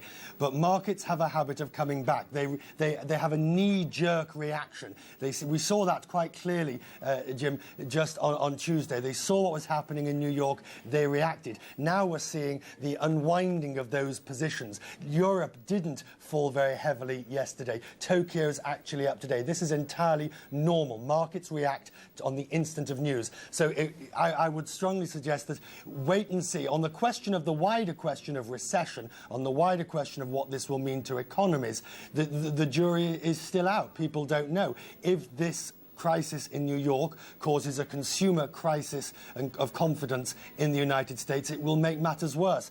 But there's little doubt that no investor should take a decision in a time of panic. Wait and see exactly what happens. There'll be plenty of time to make your decisions further down the road. All right, Richard, we trust your advice. You know that. Thanks for being with us. Richard, thanks so much. Well, in Britain, the Queen and other members of the royal family are going to attend a service of remembrance at St. Paul's Cathedral. That's going to happen in London on Friday. And get this, it was at Buckingham Palace today that the Queen ordered her royal guards to play the Star-Spangled Banner. That is an unprecedented break with tradition. We get more on the story from Libby Weiner. The changing of the guard, a pageant normally performed mainly for tourists, transformed into a show of support for Britain's most important political ally. The American ambassador to London, William Farish, had been invited to attend the ceremony with the Duke of York. And in an unprecedented move, it was his country's anthem that was played first.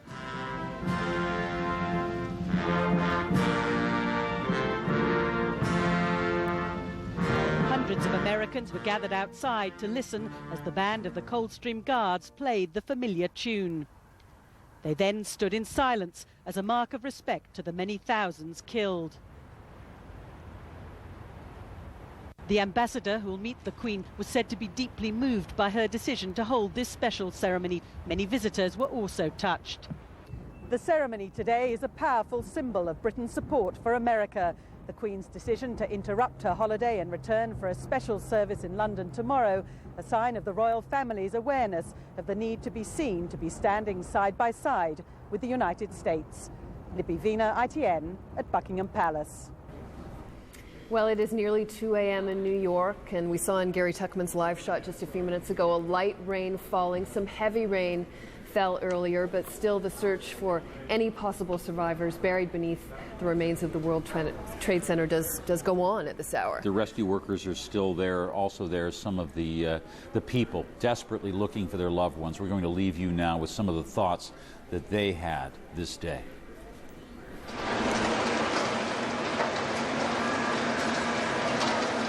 Sadie called at about 5 minutes after 9. She said, "Oh God, please save me." She said she's trapped on the 106th floor. She was screaming that she can't get out. She's trapped, she can't get out. So she was yelling. She said, "Now, I don't know what to do. I'm coughing. The heat is coming. Please, I'm coming. I need water, I need water." And the phone dropped. We've been hearing lots of good stories about people making it off of really high floors, so we just know that she's one of them, and we just have to figure out where she is. The first phone call that he made to her was that they are evacuating, and we were all very happy because we were all kind of on the phone, my whole family and my sister. We were all like, "Oh my God, what happened?" Because I work downtown. And then they said they were evacuating. We were all happy. "Go, go, go," said my sister, "go." And then he called again and said, "Oh, you know what, everything's fine, don't worry." He was trying to calm her down. "Stay calm, I love you so much, don't worry about me, I'll be okay." And then they hung up, and then as soon as about 50 seconds later, the other airplane hit. We saw it on the news. Well, it's really frustrating because you just want to go in there and start tearing things out, ripping them sheet metal. The sheet metal workers are doing it, the steel workers are in there, the pipe fitters, everybody, engineers, Con Ed, I mean, just everybody. And it's frustrating because you have to stop. You hear whistles, signals for you to stop because they think they hear a sound, a movement. they'll stop. I mean, total silence. And, you know, and it might be false alarm, or if it is, you have to, people are so buried down there, you have no idea.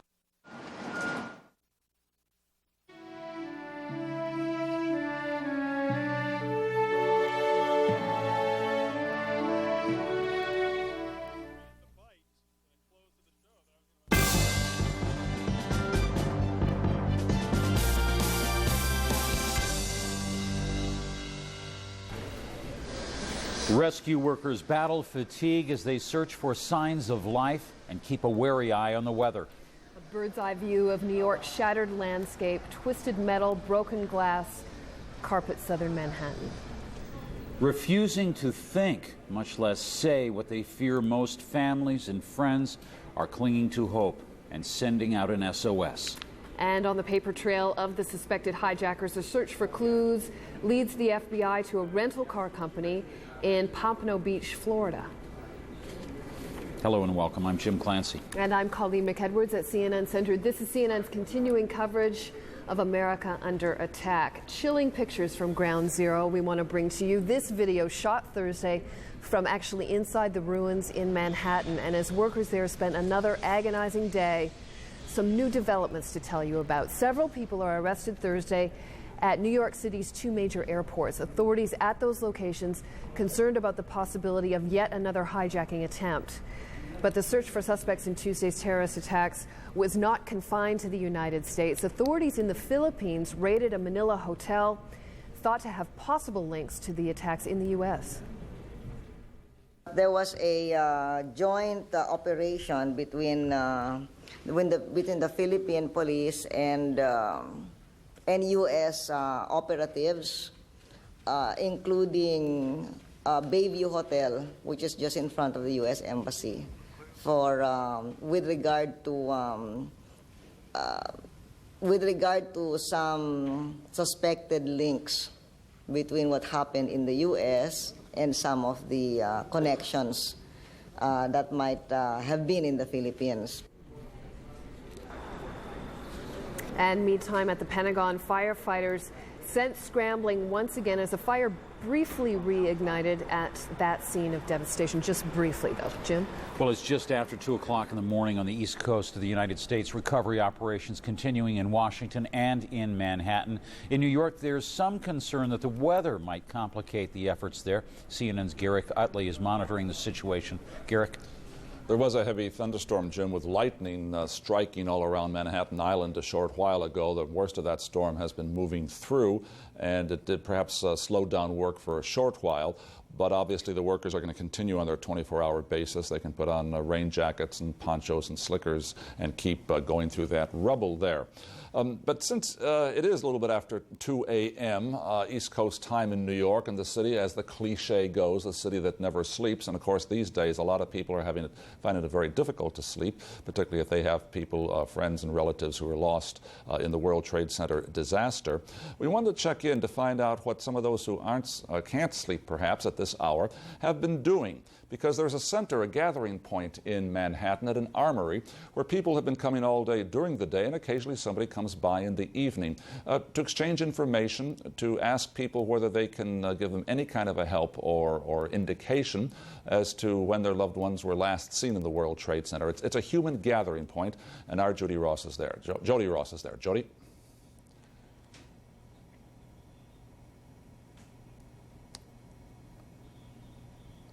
Do we have Jody Ross over at the Armory right now?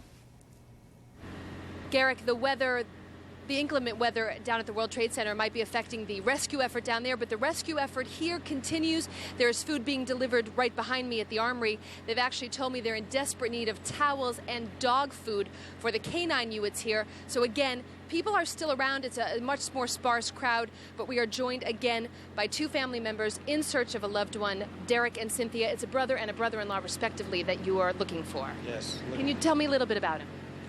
His name is Uhuru Gunja Houston. He's a Port Authority officer. He's been working at the World Trade Center for approximately a year or two. Before that, he was stationed at the Port Authority bus terminal. I'm understanding that he was on duty there, probably undercover that morning. His tour duty is normally 7 to 3 a.m. One of his co-workers had told me that right before the building had collapsed, that he had spoken to him and they went separate ways. He was able to make it out, his co-worker was, right before the building did collapse, and we have no word up until this point where he may be.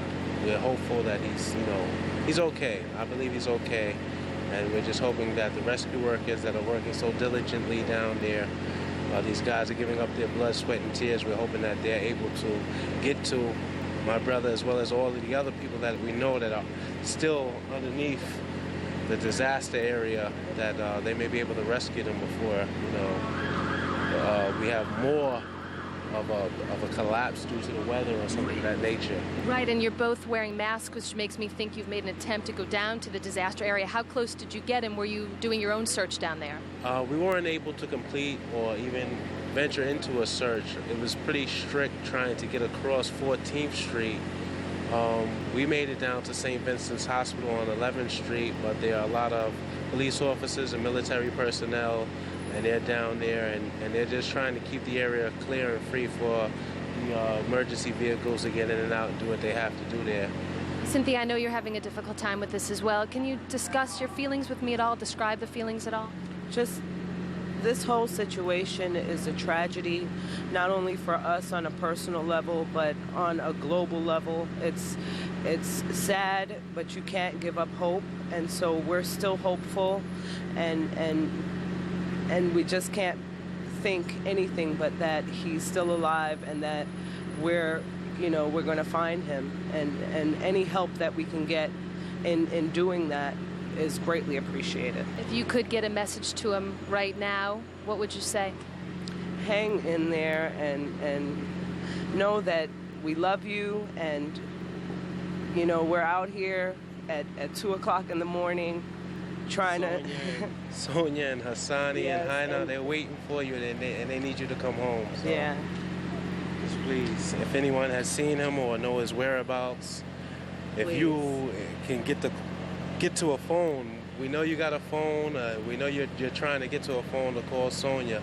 Call somebody and let us know you're all right. Okay. All right, you guys. Thank you and good luck.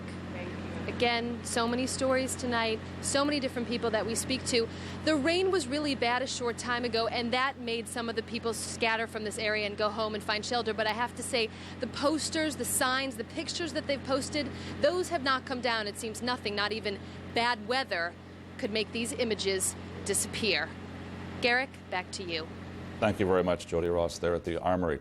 Of course, we've been focusing in these last few days in our reports on those who are missing and perhaps even lost for very good and understandable reasons. But the explosions that brought down those twin towers in Lower Manhattan, they had, of course, ripple effects, perhaps even we should say shock waves that spread out, particularly hitting those who lived, whose personal lives were led in apartments and small homes in the area around the World Trade Center. Now, what they found suddenly was that they had no power.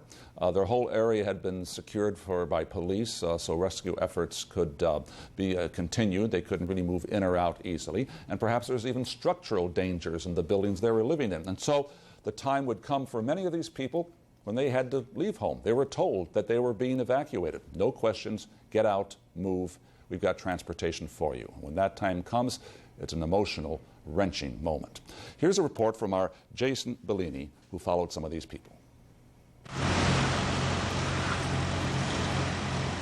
Wednesday night, the mixture of dust and smoke became unbearable, in the minds of the authorities at least, who decided to evacuate people living in apartments near the smoldering rubble of the World Trade Center.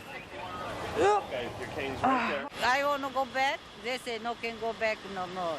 So that's why I don't have clothes, I don't have medicine, nothing. What kind of medicine do you? I take it. I have cancer. I take cancer. Kaduko and her neighbors had no choice in the matter. The evacuation notice came suddenly. The buses were already waiting downstairs. When Kaduko was told to leave her apartment, she didn't quite get it. So that's why she took nothing with her. Most of her neighbors took the first things that came to mind. Wherever I go, this goes with me. Wherever you go, this goes with you. That's Sonny Rollins, one of the top jazz saxophonists in the world. These residents of 310 Greenwich Street found out just moments ago as they were getting on the bus the location of the shelter they're being taken to. What happens once they get there, they have no idea. Kaduko says she has no family. She'll try to contact a friend later tonight. Could you let us know back here where we're going? Maybe this is a crock. Hello, I'm just as afraid as you are.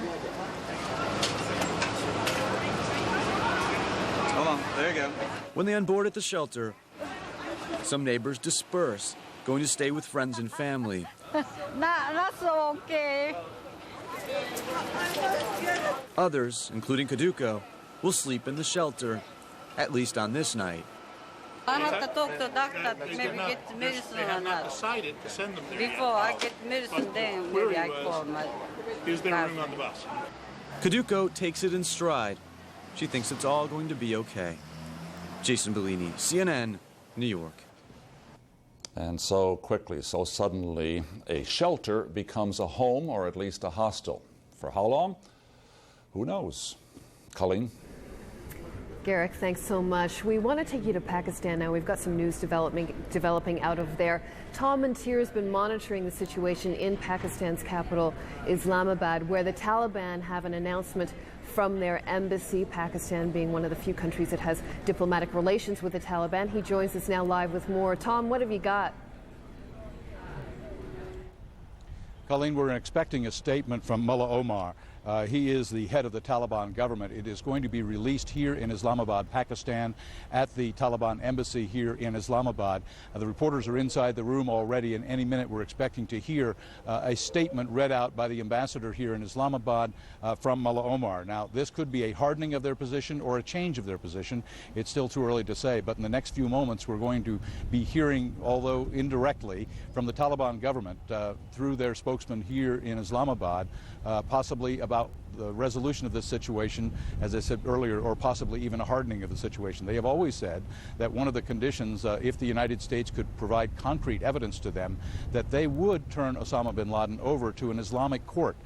But again, probably a condition the United States would not accept, but it has been their long-standing position. What we may hear in the next few minutes is a possible change in that position, but we'll have to wait and see. Right now, that meeting is going on inside the Taliban embassy here in Islamabad, and we expect in the next few minutes to hear what this announcement is from the Taliban government of their position as it stands this morning. Colleen? All right, Tom, and of course, we'll come back to you just as soon as you get it, so stay with us right here. Tom, thanks very much. Jim, over to you. All right, let's take a look once again and recap what's been going on in the investigation. Authorities remain alert, of course, against the threat of another hijacking. At least 8 people are now known to be in police custody after they were arrested Thursday at New York's Kennedy and LaGuardia airports. 4 of those people were seen at airport ticket counters back on Tuesday, the day of the attacks.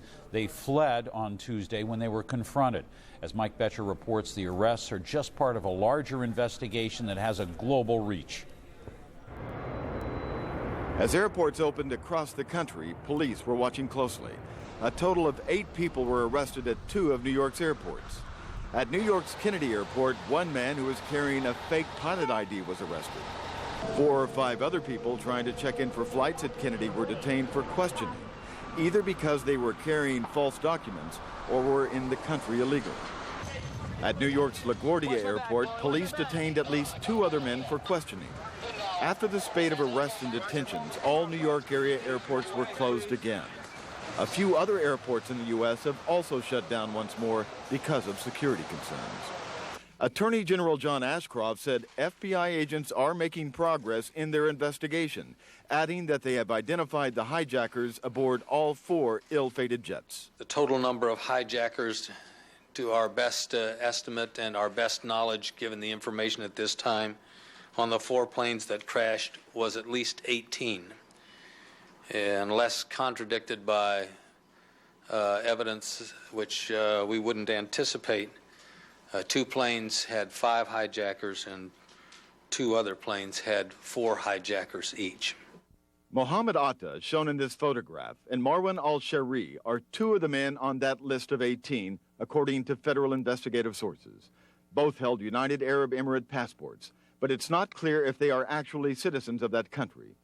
The lives the two men led are the objects of an intensive international investigation, stretching from Florida to Germany.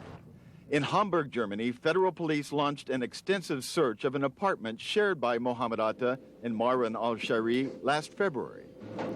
During an additional search of another Hamburg apartment, a woman was taken away for questioning. She clutched a baby in her arms as German police tried to hide her with a sheet. During the night, a total of 8 apartments were searched in the Hamburg area. Back in the U.S. in Pompano Beach, Florida, FBI agents converged on a small rental car company called Warwick's. Records show that Atta rented 2 automobiles at that location. Well, the first contract, he only put on 200 miles, 254 miles or something like that, which is very small. That's exceptionally small. The next contract was the 2-week rental, and he drove 1,915 miles, which he had told me he'd been over on the West Coast. He called me from over on the West Coast. 4,000 FBI agents spread across the country knocked on hundreds of doors trying to track down others who were involved in the conspiracy. Before the job is finished, they will have knocked on tens of thousands more. Mike Betcher, CNN, Atlanta.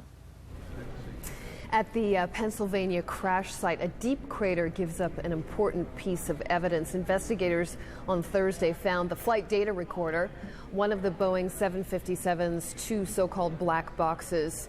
Now, this box records the plane's operation in flight, and authorities are sending it to Washington for examination. The search is expected to resume Friday morning for the plane's cockpit voice recorder. Those will be extremely important as well. Family members say some of the passengers plan to confront the hijackers in the moments just before it crashed. And as they go through this awful scene, searchers are finding debris scattered across a huge area. Wreckage from the plane has turned up as far as 8 miles away. The jet crashed about 80 miles southeast of Pittsburgh, killing all 45 people on board.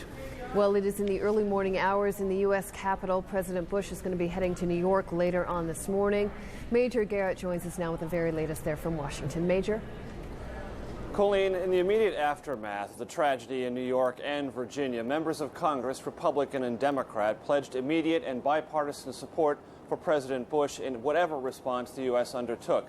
Well, the first evidence of that swift bipartisan action is now before us. The White House and senior congressional negotiators, Republican and Democrat, have reached an agreement on a $40 billion emergency supplemental spending bill to provide immediate assistance in New York and Virginia recovery and cleanup efforts, and also to assist the president in whatever counterterrorism activities he undertakes. This $40 billion amount is twice what the administration asked Congress for, a clear signal from Congress that it is ready to pony up federal resources, not only to provide cleanup and recovery efforts in New York and Virginia, but also to back whatever counterterrorism actions he chooses to undertake. The president discussed this very aid package earlier Thursday at the White House with members of the New York and Virginia congressional delegations. You see the junior senator of New York, former First Lady Hillary Clinton, there very next to the president. Other members of the Virginia and New York delegations were there. The House of Representatives will vote on this legislation late Friday afternoon after the president and members of the New York delegation return from the president's trip to New York City to see the damage to New York City. The Senate is then expected to pass the legislation Friday evening. It is due to be on the president's desk for his signature on Saturday. The president also talked to Mayor Rudolph Giuliani of New York and the governor of New York, George Pataki, by phone from the Oval Office, and thereafter he took questions from reporters about the entire situation. One of the questions was very personal, asking the president how he felt, and his response, the president showed the emotion, the pressure the situation has borne upon him. I think about the families, the children.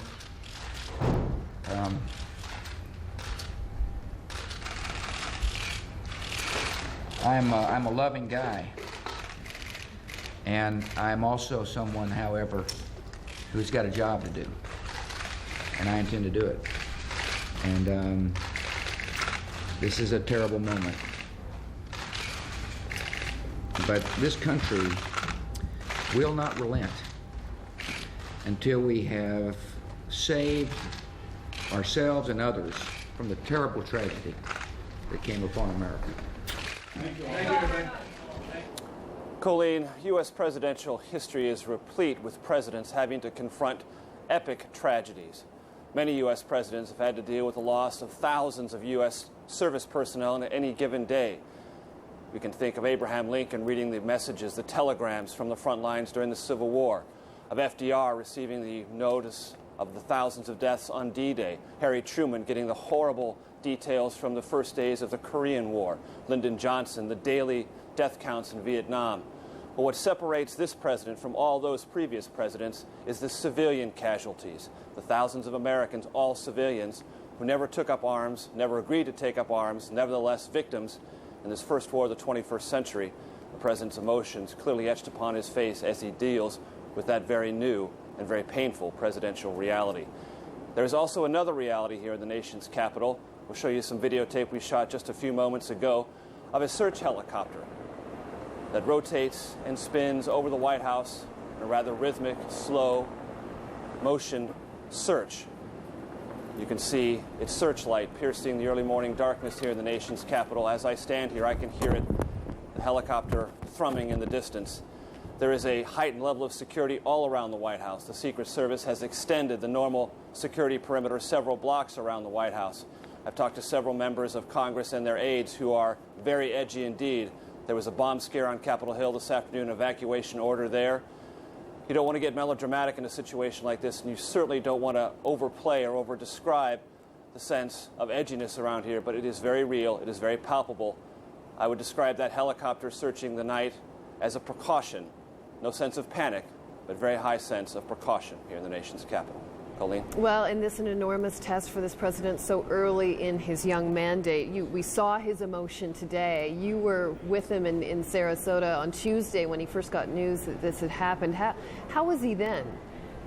Well, the events were just so unreal, so unimaginable, so incalculable for all of us who were with the president in Sarasota.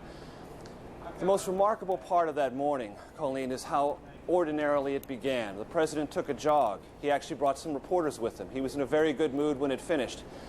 You know, one of the assumptions about the president of the United States, the leader of the free world, is that he always knows everything, and he's always on top of everything. He can always anticipate everything.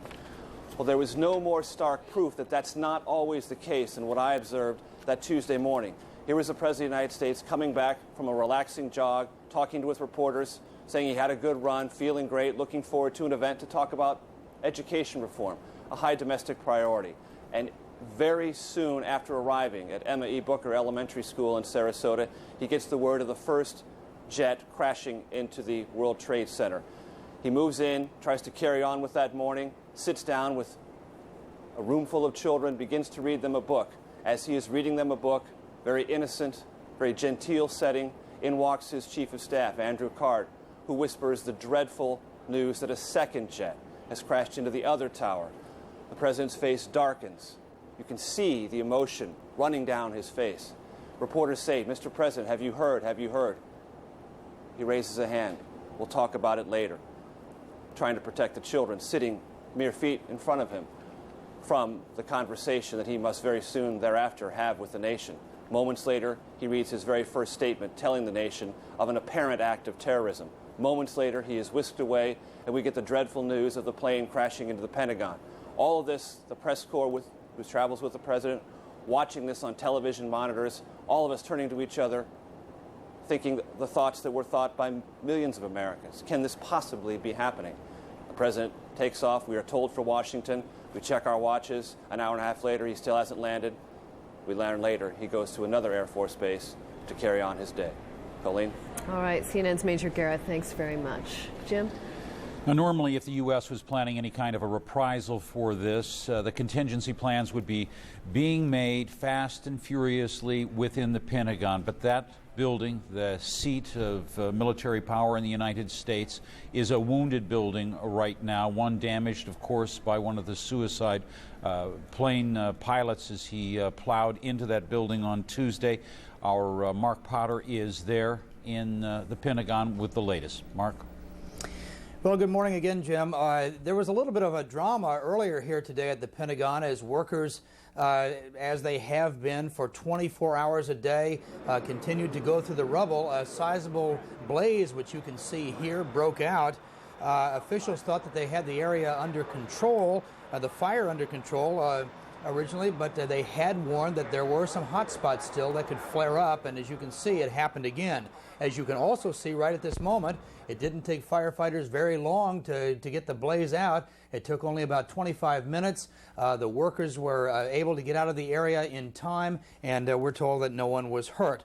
So at this early morning hour, as you can see from this live picture, the fire is out and workers continue to sift through the debris, looking for victims and for the voice and data recorders, the so-called black boxes from the American Airlines 757 jet, which hit the building Tuesday morning. Pentagon officials estimate that about 190 people were killed here, including the passengers on that aircraft. Now, if we can show you a graphic that we have, that we've put together, if we have that, it shows that where the plane hit, right, you can see here, it badly damaged one of the 5 sides of this world-famous military complex. That area damaged not only by the impact, but by the very intense fire. About half the building was shut down as a result of that incident, although we can see tonight that some of the corridors have been reopened. We're told, however, that the building is fully operational, with many workers, however, having to double up their offices.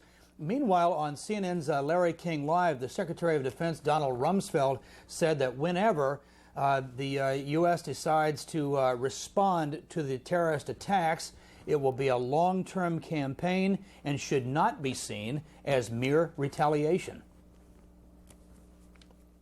I don't think of it as retaliation. I don't think of it as punishment. I think of it as self-defense. The United States of America has every right to defend itself, and that is what it is about. It is consciously saying that countries and entities and people who actively oppose the United States and damage our interests by acts of violence, acts of war, are our enemies, and they are people and organizations and entities and states that we have every right to defend ourselves against. Now, here at the Pentagon, we can tell you that President Bush is considering activating as many as 50,000 military reservists. They would be, we are told, involved in the disaster recovery effort. They would also be assisting the National Guard pilots who have been flying combat air patrols around the country, or who have been on standby at bases around the country.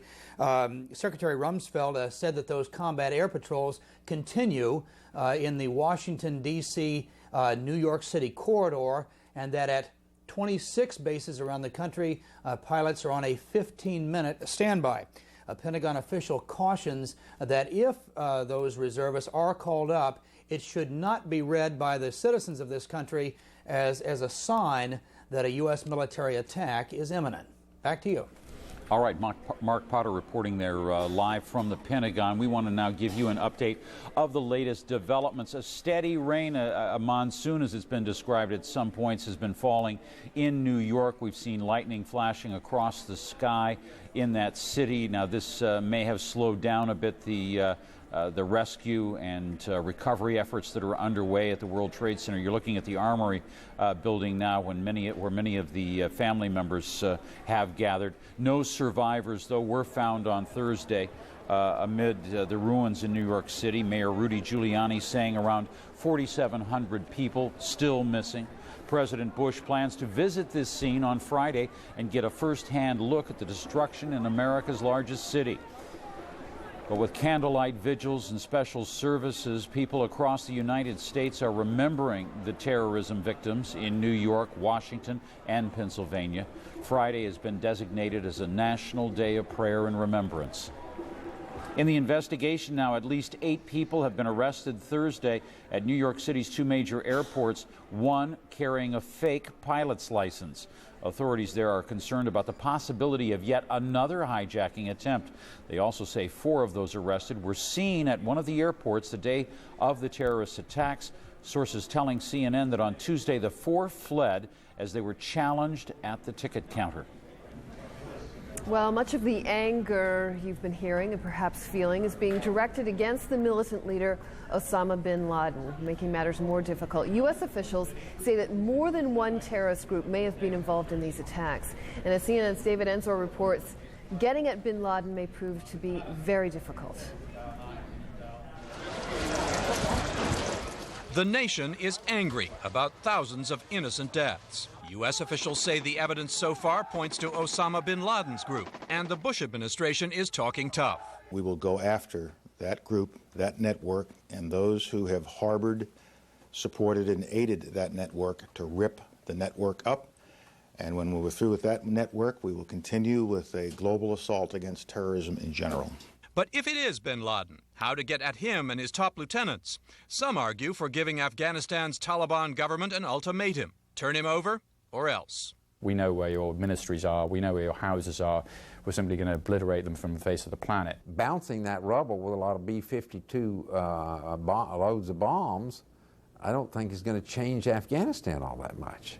No, say most analysts in and out of government. If you want to roll up bin Laden and al-Qaeda, it is going to take more than bombs. It will take ground troops. In order for us to preserve America and our way of life, we're going to have to sacrifice American treasure and, unfortunately, in some cases, perhaps some American blood. It is not just a question of grabbing or killing one man or even 20. There are a dozen or more training camps, U.S. intelligence says, producing more terrorists dedicated to killing Americans. Revenge alone is not an answer. There has to be a complete eradication and elimination of all the training camps. And much of bin Laden's base of support is in neighboring Pakistan, through which money from around the Arab world is funneled to the al-Qaeda coffers. It is a treacherous and dangerous area indeed. If you start moving in ground troops and you're willing to occupy countries for long periods of time, you do change things rather significantly for terrorists.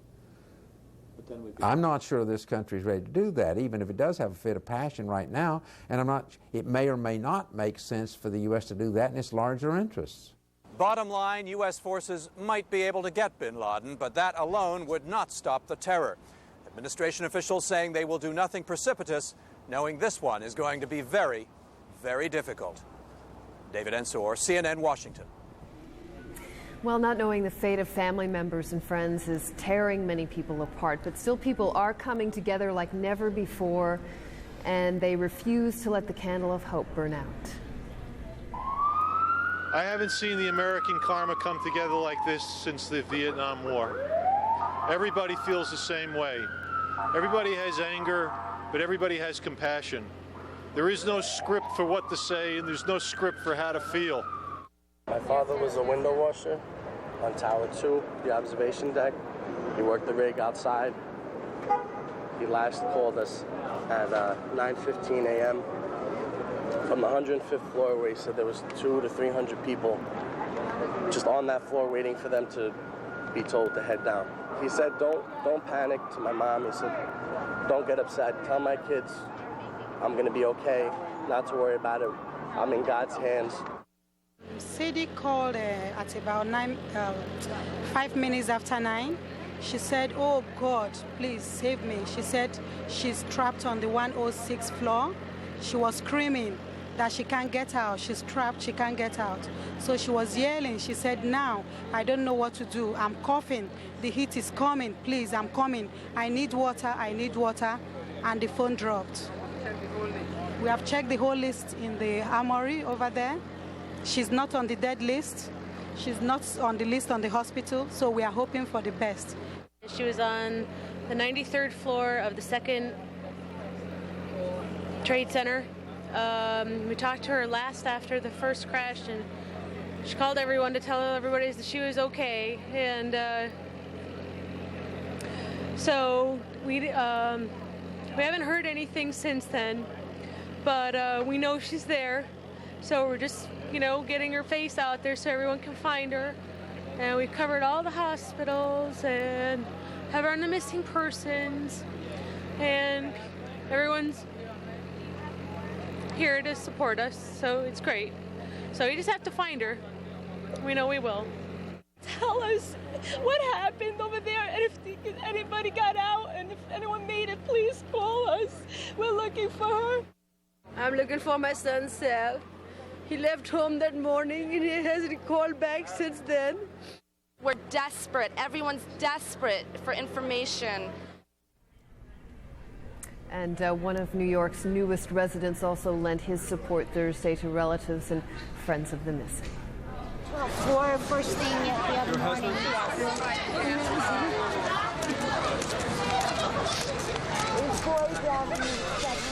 Former President Bill Clinton comforting those who came to the Armory to post flyers with information on their loved ones. He urged them to support President Bush at this time, regardless of party affiliation, and he asked them to donate money to relief funds as well if they can. Clinton returned to New York this morning from a trip to Australia. Well, our colleagues at CNN.com have launched an effort to help locate people who are missing in New York. This may help you. If you have a picture of a missing friend or relative, you can go to our website. Follow the instructions there to send us the picture. Send CNN.com the picture along with a contact number. They're going to try to get those posted there. Jim? There's a lot of people that are trying to help. Everybody seems to be pitching in, Colleen, and corporations large and small opening up their doors and opening up their pocketbooks, we might add, for the relief efforts for the victims of this tragedy. Smaller companies like the Silicon Alley Reporter and BlueFly.com are offering office space free of charge to businesses left homeless by Tuesday's terrorist attack. General Electric has made the most generous gestures so far. That company donating $10 million to families of rescue workers who lost their lives when the World Trade Center collapsed. Well, Wednesday we brought you the story of Morgan Stanley and what the officials there call the miraculous escape of almost all of the company's employees from the World Trade Center. Sadly, we have to bring you the other side of that, the story of a firm that was not as fortunate. CNN's Peter Viles has that story. It is the saddest vigil you can imagine.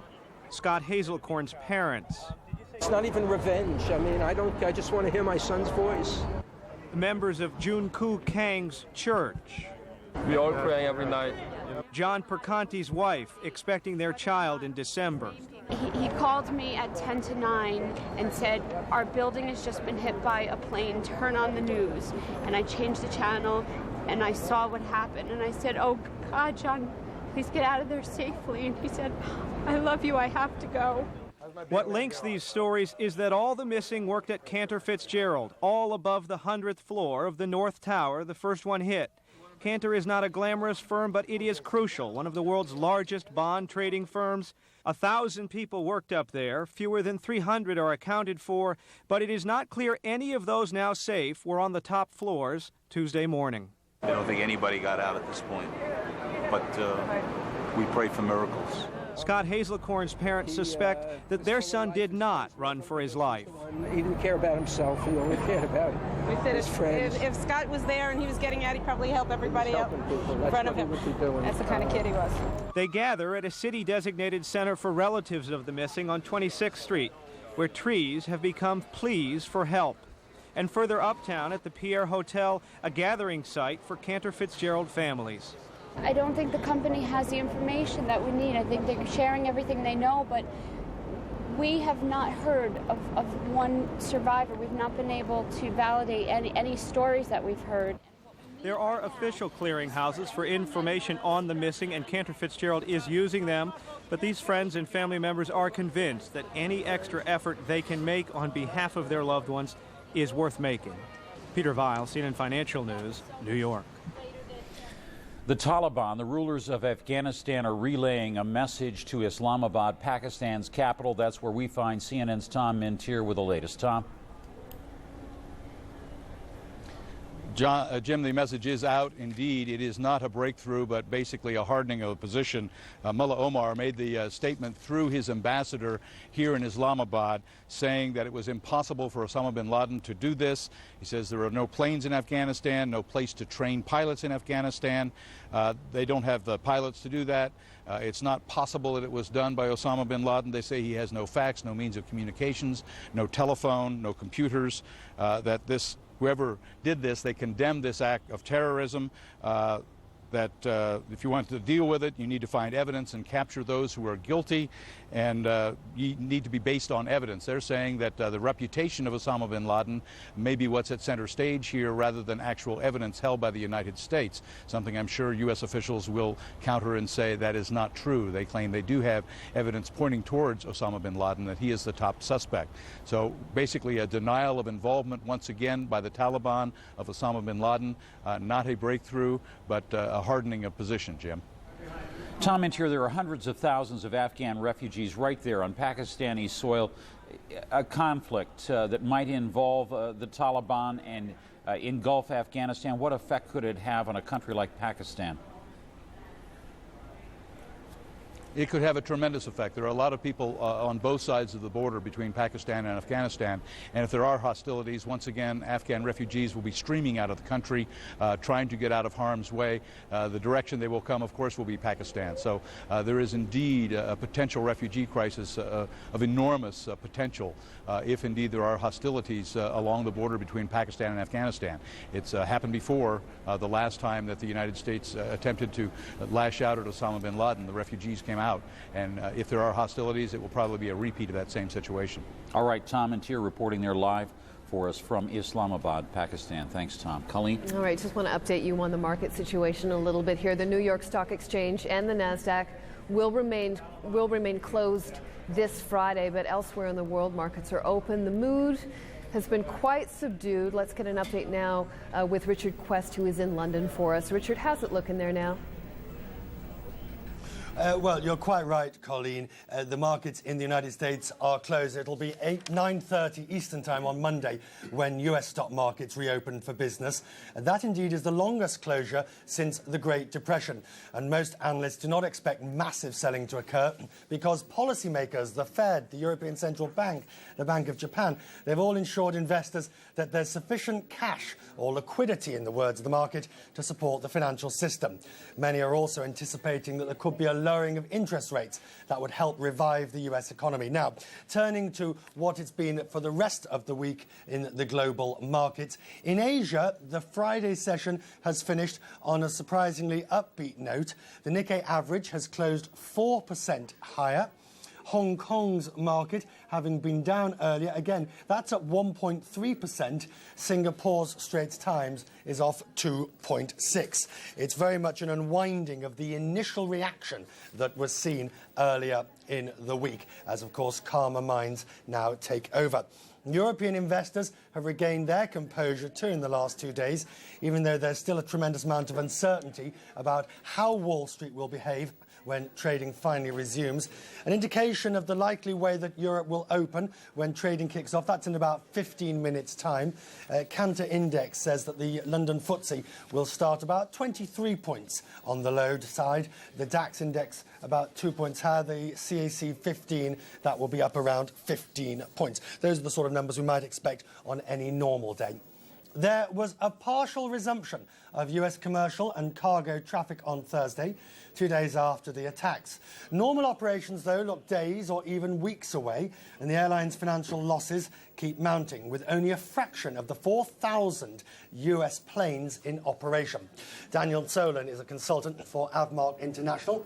He joins me now to take a closer look at the attacks that have taken place and indeed on the industry. Daniel, we know that few flights are starting to fly, but the reality is for international travel to and from the United States, it's going to be many days, some weeks possibly, before the schedule looks like anything approaching normality. Exactly so, and of course this is already approaching a slower period of traffic than the high summer months, so it is likely that it will be some while before things regain even normal operational status. What's the major difficulty? Is it that the planes and passengers aren't in the right places? What's the... It takes a long time, really, to crank up again when you have aircraft that are parked at the wrong airports for obvious reasons of security. I would think that probably within a matter of a few days, that aspect of it can be sorted out, but there will, of course, be all of the other disruptions, people's baggage having been routed to someplace that they weren't going, and all of the rest of it. The effect on the airlines is going to be dramatic, not just because of the 4 days loss of revenue from over this immediate time, But looking forward, there will be clearly a great reduction in the number of people who want to travel. Well, I think that is true, obviously, because of the impact of the tragic loss for surviving family members and friends of people who perished in these attacks. That tends to have a depressant effect, much more widely spread. But beyond that, we were already in a situation prior to these tragic events when traffic was down, and notably business traffic, the profitable high-yield part of the business within the United States and traffic originating there for international travel had dropped off rather sharply before these events. Daniel, many thanks indeed. Daniel Solon for that. And that's all from London for the moment. Now back to Colleen in Atlanta for the rest. All right, Richard, thank you so much. We want to update you now on the very latest that we've got here right now. As the difficult work of recovery and cleanup in New York is made even more difficult by some rain, congressional leaders have been busy as well this night. They've doubled President Bush's request for money in response to the attacks. We're told that final details of a $40 billion package were worked out overnight. Congressional approval could come on Friday. CNN's Major Garrett reporting also that bill could be ready for signing as early as the weekend. President Bush will visit Manhattan Friday, get a first-hand look at the devastation there. Mr. Bush is urging Americans to observe a national day of prayer and remembrance Friday for the victims. At least 8 people are arrested Thursday at New York City's 2 major airports, one carrying a fake pilot's license. Authorities there are concerned about the possibility of yet another hijacking attempt.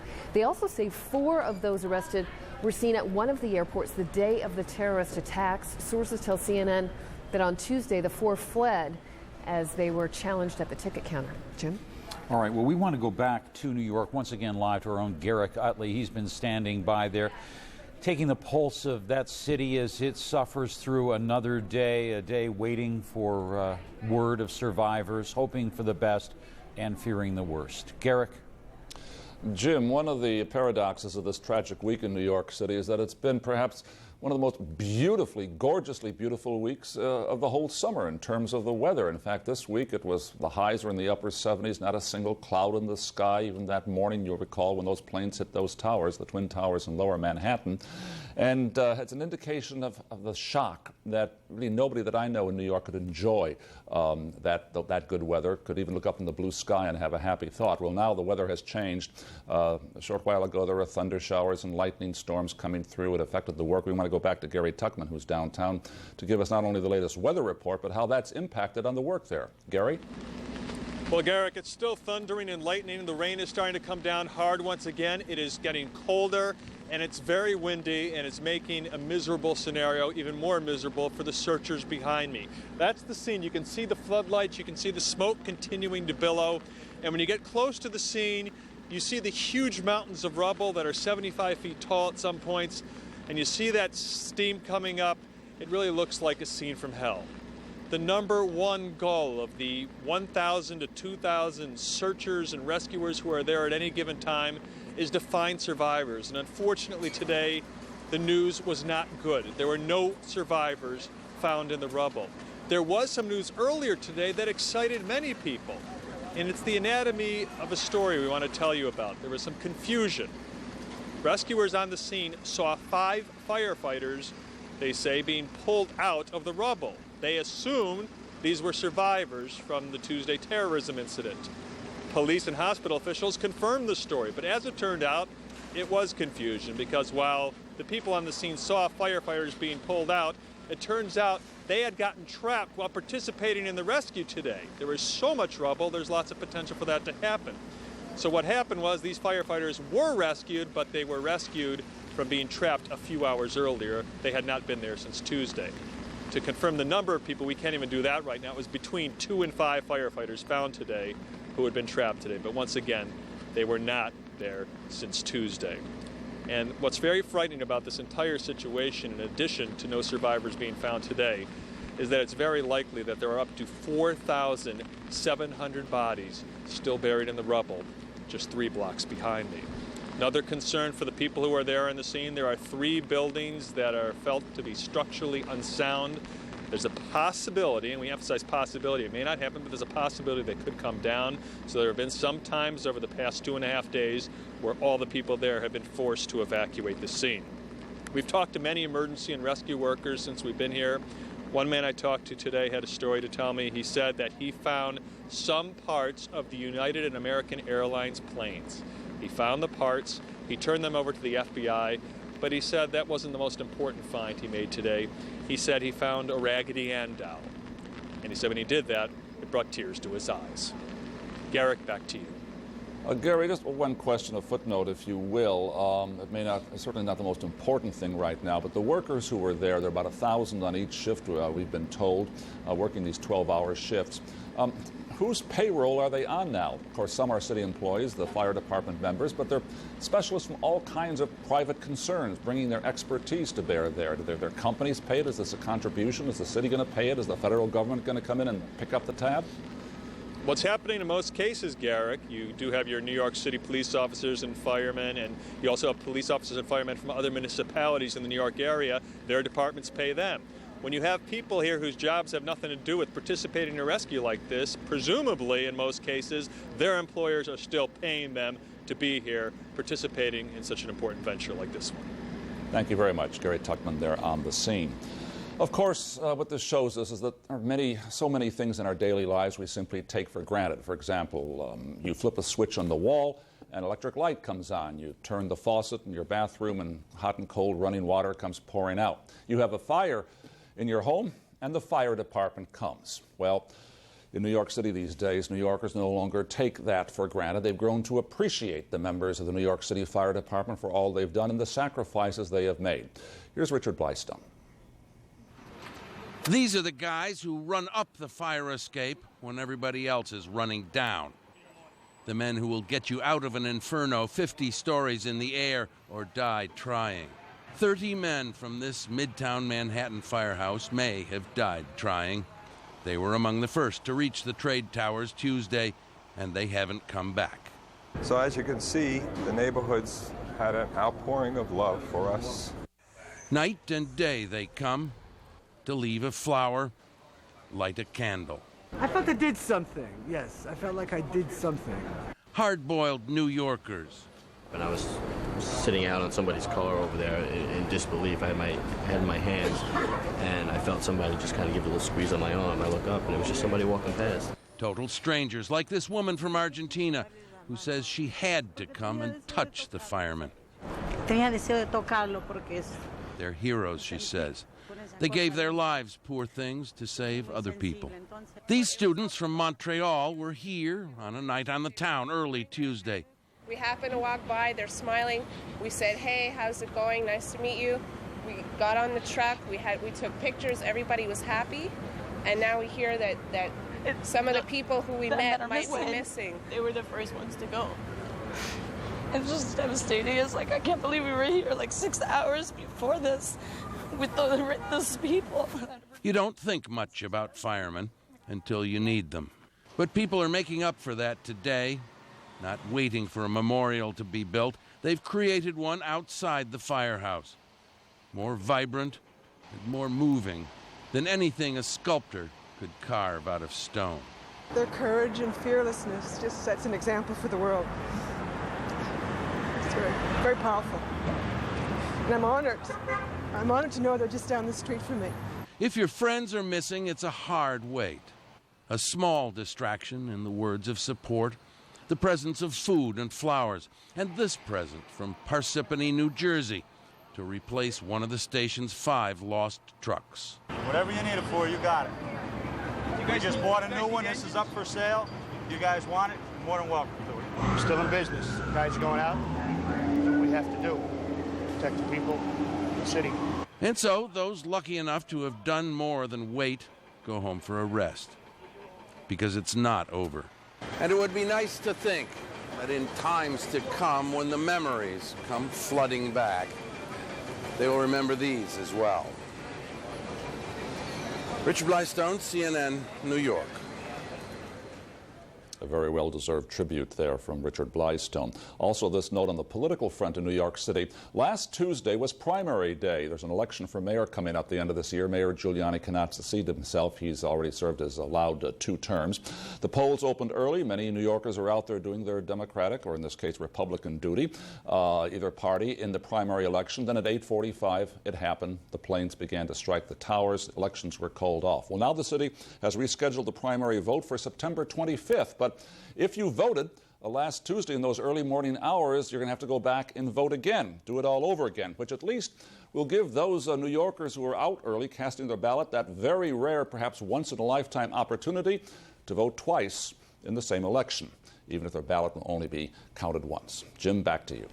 All right, Garrett Utley, as always, thank you for that. Colleen? All right.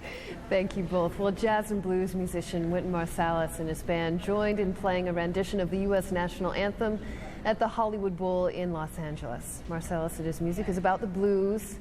It draws joy out of tragedy, and it cannot be beaten down. Let's listen now to the Star-Spangled Banner.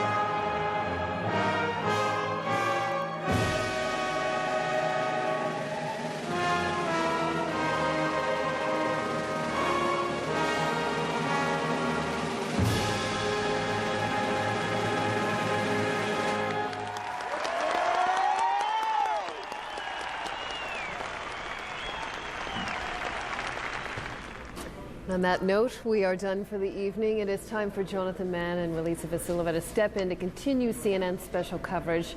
We leave you this hour with some of the images from the devastated southern part of Manhattan. And these are images of the stunning destruction of what's really a global landmark. The determination of the firefighters, the police officers there, other professionals, and of course the volunteers.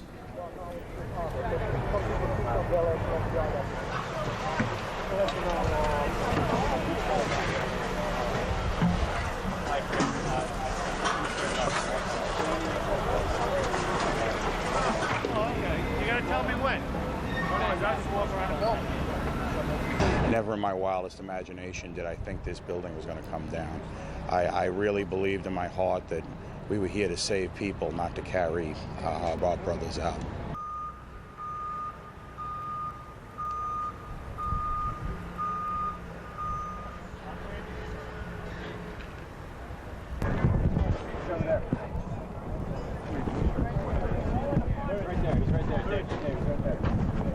I mean, I worked on 7 World Trade. I was one of the engineers when we built it. And now here I am, taking it down.